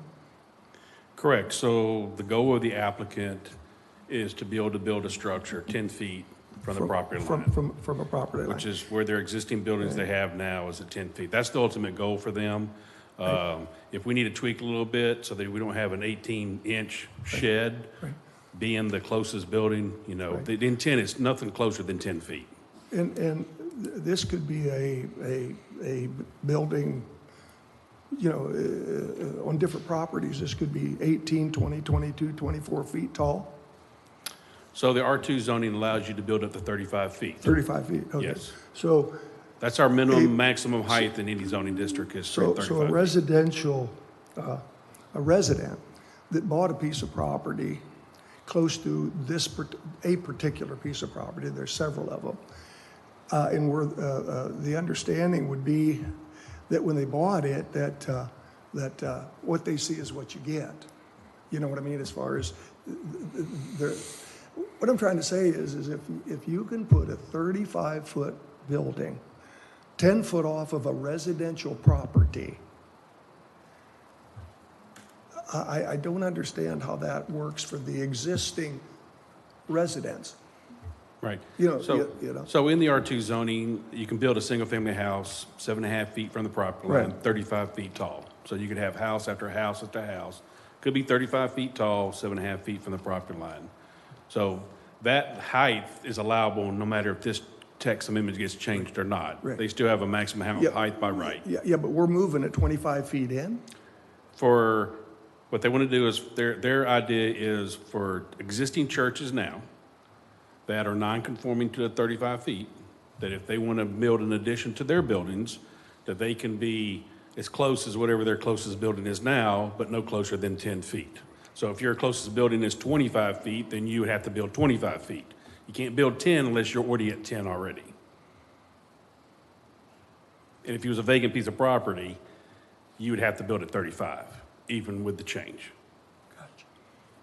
Interesting, thank you. I have a question also. So really, is the 35 feet that's put in place right now, that's more or less was designed for the new churches to be built? And furthermore, what about if one of these churches over here on the west side, it's a 50-foot lot, 100-foot lot, they fire burns them down, what do they do? I mean, they can't, with 50, you take 35, you're gone. Right. So we do have churches on the west side, and some may even be on the north side of town, that are on a 50-foot wide lot. If they was burnt down, or if they had come down because of a natural disaster, they could not rebuild their churches because they couldn't meet the 35-foot setback. So we would not give them a variance to? We can't grant variances on uses. On uses. Right. They attempted that. That application was rejected because you can't do a variance on a use. And if you have conditions of uses, you can't get variances for those conditions. Okay, one more question. So the church could, this is a question I asked them too, could the church leave their building existing there where it sits and then expand it out to get a bigger sanctuary? So the way the special exception works is that if you are an existing house of worship or church and you want to build an addition to your building, if you're going to build 1,500 square feet or more, you have to go back to the city commission for a special exception, even if you're an existing church. So if you do less than 1,500 square feet, you don't have to get that special exception. But when you apply for the special exception, there's criteria for that special exception, which means you got to meet 35. So if they wanted to put an addition to their building now, 1,500 square foot would be the limit. Anything more than that, they have to go back to city commission, and the code's going to require them, anything after that, to be 35 feet. Bob, for this property, the lot to the south of the church is vacant. Is that where they would be intending to build? Correct. And how far is the existing church building from the end of the property line of that lot? I'm not sure how wide that property is, but it's at least 50 feet, if not more. So if, let's say it was 50 feet. Right. They could build a 15-foot addition, 35-foot tall, because that would maintain 35-foot of setback from that property Right. line. Correct. Correct. Okay, Yes. because I think that's one of the things to consider. It's the mass. Correct. And one of the reasons for the 35-foot setback for what typically is a bigger building, in my opinion, Right. is knowing that there's R2, a lot of single-story houses, a lot of low density. Nobody wants to have somebody next door to them 8, 10 feet away. So, in writing the rules, the law, they said 35. Fine.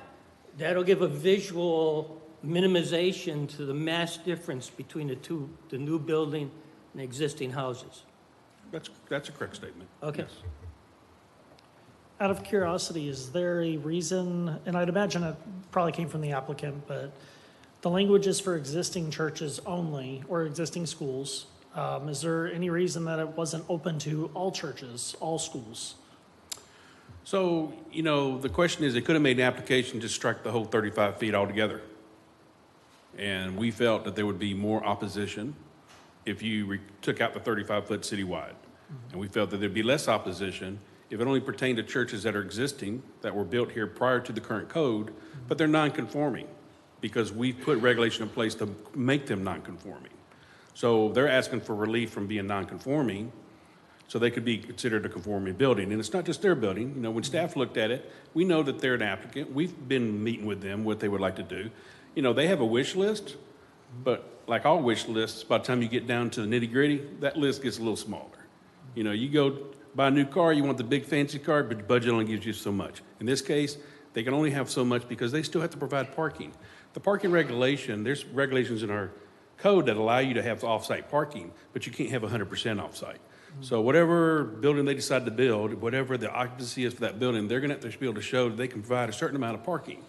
And we're going to determine that once they come in with a site plan and say, here's what we're going to build, it's what we can afford, it's what we feel we can meet. They may not be 10 feet from that south property line. They may be further away because they may not be able to build a building as large as they would like to. But they would like to have the option to even move forward to see if they can even do it. But without this code, they're dead in the water. There's no reason for them to pay for plans or conceptual plans if they know they can't build. And right now, the only way they could build, they have to buy all the houses behind them and around them. And then they're going to have, 2 acres, and they could probably meet the 35 then because there wouldn't be anybody around them. But they're trying to work within the guidelines of the property they own. I know they've accommodated some other properties. They're probably looking to probably be even more. But, as a planner, part of residential neighborhood is also to provide civic uses. And civic uses are schools, churches, parks, playgrounds, buildings for gymnasiums. And so, we could build that. We could build a Babe James Center where the church is, tear the church down, we could be 7.5 feet off the property line. As long as the commission budgeted it and says, hey, yeah, we want to build it, we could build it there. I think the city's been good stewards of the properties we own, and we've turned them into retention ponds. But, I'm not sure what future commissions are going to want to do, but they don't have to meet that 35 feet. So if we want to build one of our structures, maintenance building or whatever, county wants to build that, they would have a mosquito control building that storing pesticides next to houses. So, once you can build it, you can build it. They only have to be 7.5 feet off. So, you've heard it both sides tonight. I mean, I'm the one that draw the short straw to stand here tonight. But staff is seeking a recommendation, for a positive recommendation. And I think you got a 50-50 split out here. And so sometimes you have to make hard decisions. So, Understood. Just an additional question based upon the all or just the existing churches. If we potentially pursue this existing churches only, does that open us up at all where we're, as a city, and this may get into legal a little bit, where we as a city are saying we favor existing religious organizations within our city And if you have a new church that wants to come in, we're saying, no, sorry, you have to meet a different setback than existing churches. So you're kind of favoring one religion over another. Right. I'm a little concerned about that and thought I would I'd probably have ask. to refer that question to the legal side. department. I'd say for purposes of this evening, that's outside the purview of what you're considering. It's a Okay. text amendment that is citywide. It's a legislative decision. Mhm. So you can consider all the comments that have been made tonight, staff's recommendation, and the language that's proposed in the text. I would not begin to hypothesize outside the scope of that and send yourself down some mental gymnastics you probably don't need to do tonight. Okay. Any other questions of staff? And if there needs to be a tweak in it so that we assure there's nothing closer than 10 feet, we can tweak that before it gets to the next level. We can give it the applicant and tweak that. Last but not least, if you've got a resident that's up against this property, 7.5 foot in, if they have got their swimming pool probably there and/or possibly they put a structure, something they live in. Another 10 feet, so 17.5 foot from where that structure or that pool, they could be looking at a 35-foot tall building. Yes. Just like they could be looking at a 35-foot tall house that's got plenty of windows to look down on their pool. So Yeah. the height itself is set by code, so there's no zoning districts in the city that are less than 35 feet or 3 stories. So Any other questions of staff? Okay, seeing none, thank you. all right, well, thank you guys, and we'll leave it to the applicant to answer any other questions you have. Okay, we'll have the applicant come back up. I understood he wanted to share a little bit more. And then if we have any additional questions, Just wanted to thank you again. if you don't mind speaking to the mic for us. Just wanted to thank you again for your time and attention, and just draw back that this is not an application submitted by Beachside Baptist Church. It's an application that's submitted that will affect a number of other churches as well and schools. So I just wanted to also, if you had any questions, I wanted to be available if you need. Appreciate it. Any questions of the applicant? Okay, well, thank you. Okay, thank you. Okay, with that being said, discussion and/or questions by the board? Can I say something? I know I can't vote on this item. Completely understand. Okay, and I'll make this very brief because I know it's been a very long night and everyone needs to get home. I did want to say a couple things about this because, in full transparency, because I do love that, I am a member of Beachside Baptist Church. Now, I've been a member for about 3 years, and I can attest that it has grown astronomically. It has brought people, old, young, everything. And I will say that the whole parking argument, a couple things. One, the majority of the people that are coming to the church, they're bringing a bunch of kids. That's why we started going there. And these kids aren't driving. You're talking about small little people. You're talking Sunday school services that have, 50 kids back there each service, and we have 2 going on to 3. So I don't think you'll see as big of a parking issue as some people think, just for that reason, because, 5-year-olds aren't driving. 2, the number of services, we talk about the traffic and the traffic there on Sunday and the parking, and, sometimes there's parking and you have to be shuttled by a golf cart or you have to walk with your family, and that's fine. But another idea to think, if for any reason something like this doesn't pass and the church stays, in the confines of where it is right now, there's nothing to stop them from having 6 services on Sunday. Expand it to Saturday. Now you're looking at way more traffic. It's going to be even longer, and there's nothing to stop them from doing that. So if they were allowed to expand in size, you might be able to go down to 1 service, and then maybe you're only looking at 20, 30 minutes of traffic each Sunday rather than the traffic that we're looking at, currently, which really isn't that bad. To speak on the benefit to the community, I know for a fact after hurricanes, as was mentioned, that there were houses in the neighborhood who had free of charge things fixed. I know that there is a spot there for police officers to stop and take a break and to have snacks, and that's provided by the church. As far as events, there's one huge fall event, and those lights are bright. I get that. We've set that up. We've torn that down. But other than that, you're talking about parents' night out where you drop off your kids for a couple hours. Surf camp is at the beach, obviously, and then there's a summer camp. So obviously I'm biased. Obviously I can't vote on this, but I am saying the current problem could be made even worse if it's not voted on properly tonight. So that's just my 2 cents on that, and I will not be voting, so. Thank you. Okay, any other discussion? Yes, I live. If we can keep it down in an audience for us, please, that would be greatly appreciated. Yes, I live over here near the church over here on Magnolia Presbyterian Church, and I drive down the alley, and the buildings are 10 feet off the property line. And they have AA meetings there all the time. And I couldn't get a better neighbor than that church. They're so kind. We pitch in when hurricanes come. They help us. We work with them. And it's always been a great relationship. And now I've worked with this church over here, the Church of Christ over here on the corner, putting a shed up for them. And their property setbacks are exactly, I think, 6 or 7 feet on the side, and it's not a problem. I know that, you know, everybody is excited about it, and all I hear is the word parking. And the parking really shouldn't be brought into it right now, but the parking should be brought into it in the overall picture of this, campus here. And it will be if they expand it. They cannot expand that until the parking gets, taken care of. So I know that I have been in this R2 area for a long time, and our neighbors are churches, and we get along.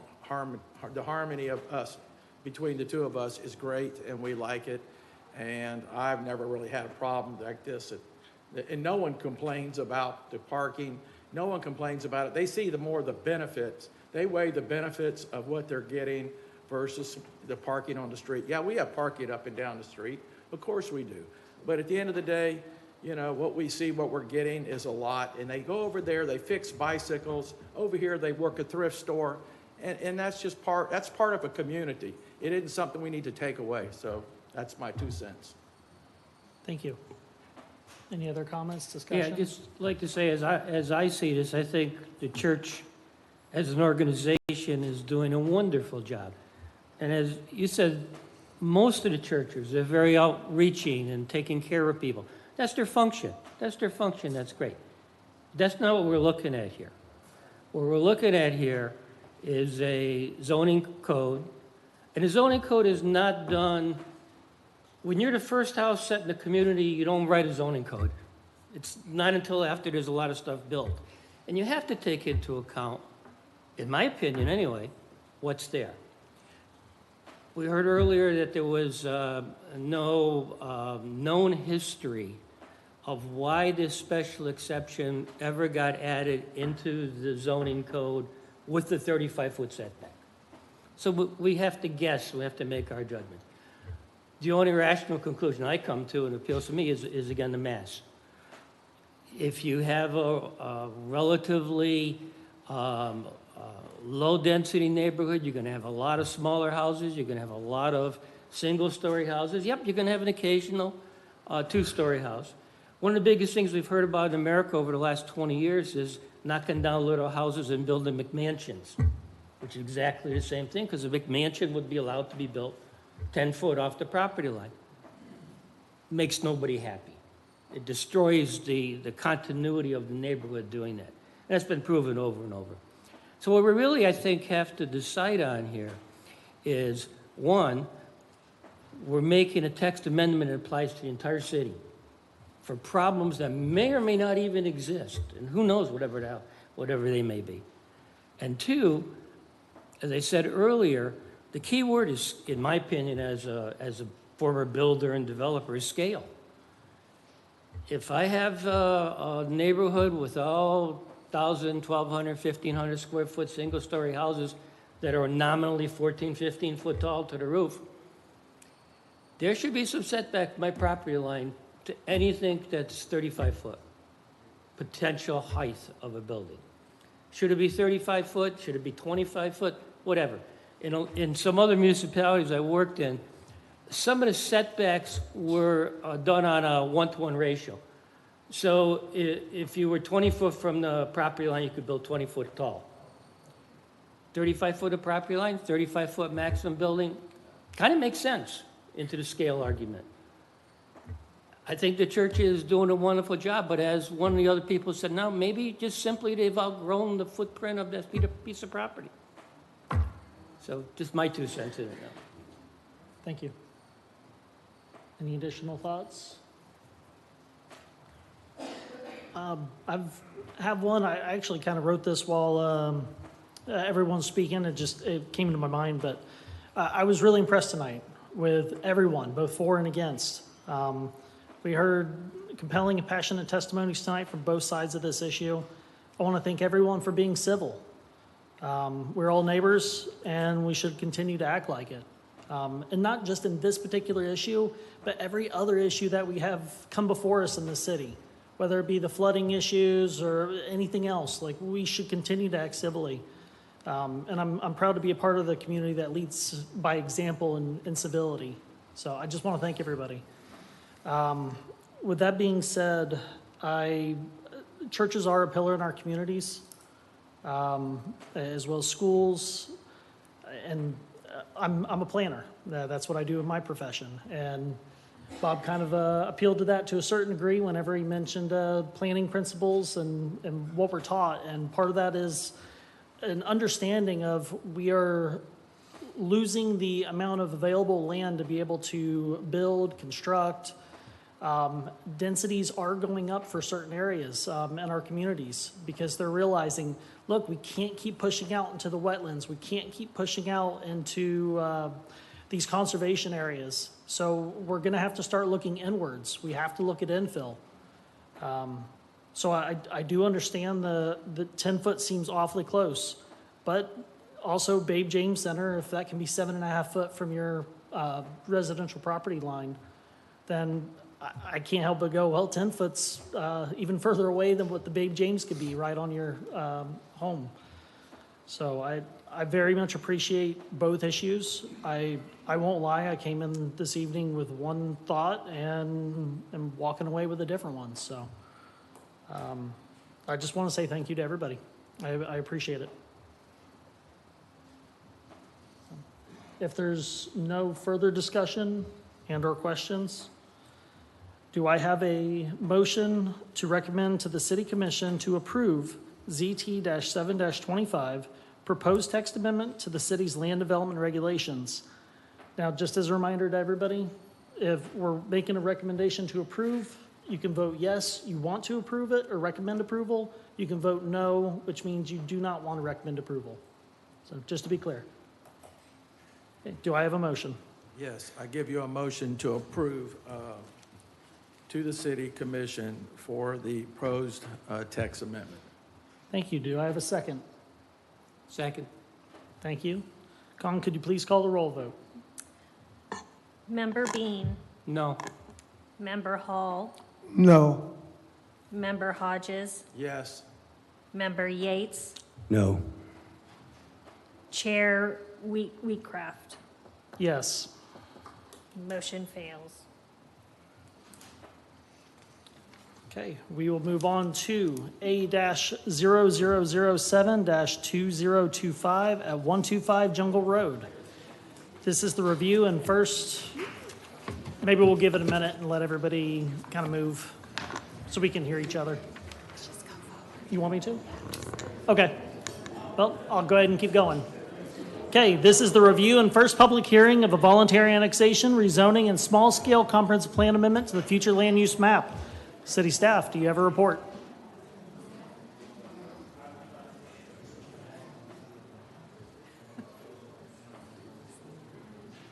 What?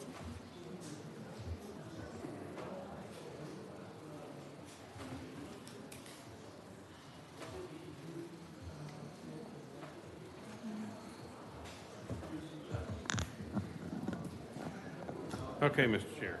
So the property owner has requested a voluntary annexation and a small-scale comprehensive plan amendment, changing the current future land use from county urban medium intensity and a current county zoning of R4 urban single-family residential with an A attached for the airport height notification zone to a proposed future land use category of city medium density residential and a proposed zoning of city R2 single-family residential with an A attached for the airport height notification zone. So the site details, it contains approximately 0.45 acres. It's on the inside curve of Jungle Road between Otter Boulevard and State Road 44. It's currently an undeveloped parcel, but it is located near existing residential housing. So with that, the Planning Department recommends the Planning and Zoning Board to give a positive recommendation to the City Commission to approve the requested annexation, small-scale comprehensive plan amendment, changing the future land use category to city medium-density residential, and a rezoning to city R2, single-family residential with an A attached for the airport height notification zone. And that's a summary of the staff report. Subject to any questions the board members may have. Thank you. Any questions of staff? Seeing none, thank you. Is the applicant or representative present? Not seeing it. So at this time, we'll open up public participation. A 3-minute limitation will be imposed unless otherwise granted by the Planning and Zoning Board. Seeing no one coming forward, public participation is closed. I'd imagine nothing further from staff, no applicant here, discussion and/or questions by the board. Seeing none, do I have a motion to recommend to the City Commission to approve the overall annexation request, including the rezoning and proposed future land use? I make a motion to recommend the approval to the City Commission for the annexation, small-scale, comprehensive plan amendment, and the rezoning for the request of 0.45 plus acres on Jungle Road between Otter Boulevard and State Road 44. Thank you. Do I have a, thank you. Don, could you please call the roll vote? Absolutely. Member Yates? Yes. Member Hodges? Yes. Member Hall? Yes. Member Bean? Yes. Chair Wheatcraft? Yes. All right, motion passes. Okay, we'll move on to comments or statements by members of the board. Anything to say tonight? Thank you for coming tonight. Thank you. I appreciate being on here, you guys. It was very civil coming from school board meetings. This was extremely civil, both up here and down here. So I wanted to thank you guys for that. Well, And you're thank more everyone welcome who's to out hang out there. anytime. Okay, reports and communications by the staff. I just want to remind those of you who signed up for our board training coming up in September, you should be getting an email from WOVA, if you haven't already, WHOVA, I believe it is. That's just a reminder, and maybe you can sign up and get a schedule. Otherwise, if you have any questions about the upcoming training, please let me know. It's at a conference in Daytona that I have been planning for over a year with the American Planning Association here in the Florida chapter. So if anyone has any questions, please let me know. I have a question, just pull on the board. Is anybody else I'm going. I don't know if anybody else is planning on going to that. I think it's the 16th. There's one other person not here going. Who's that? John Causey. I'll be there, but I'll be in a different training at that conference. Okay. Oh, I'm glad you got to go. You got into the... Just the one day for Yeah. the AICP training. Great. I'm glad you'll be there. Thanks. All right. That's all. If there's nothing further, then we are adjourned. Good job.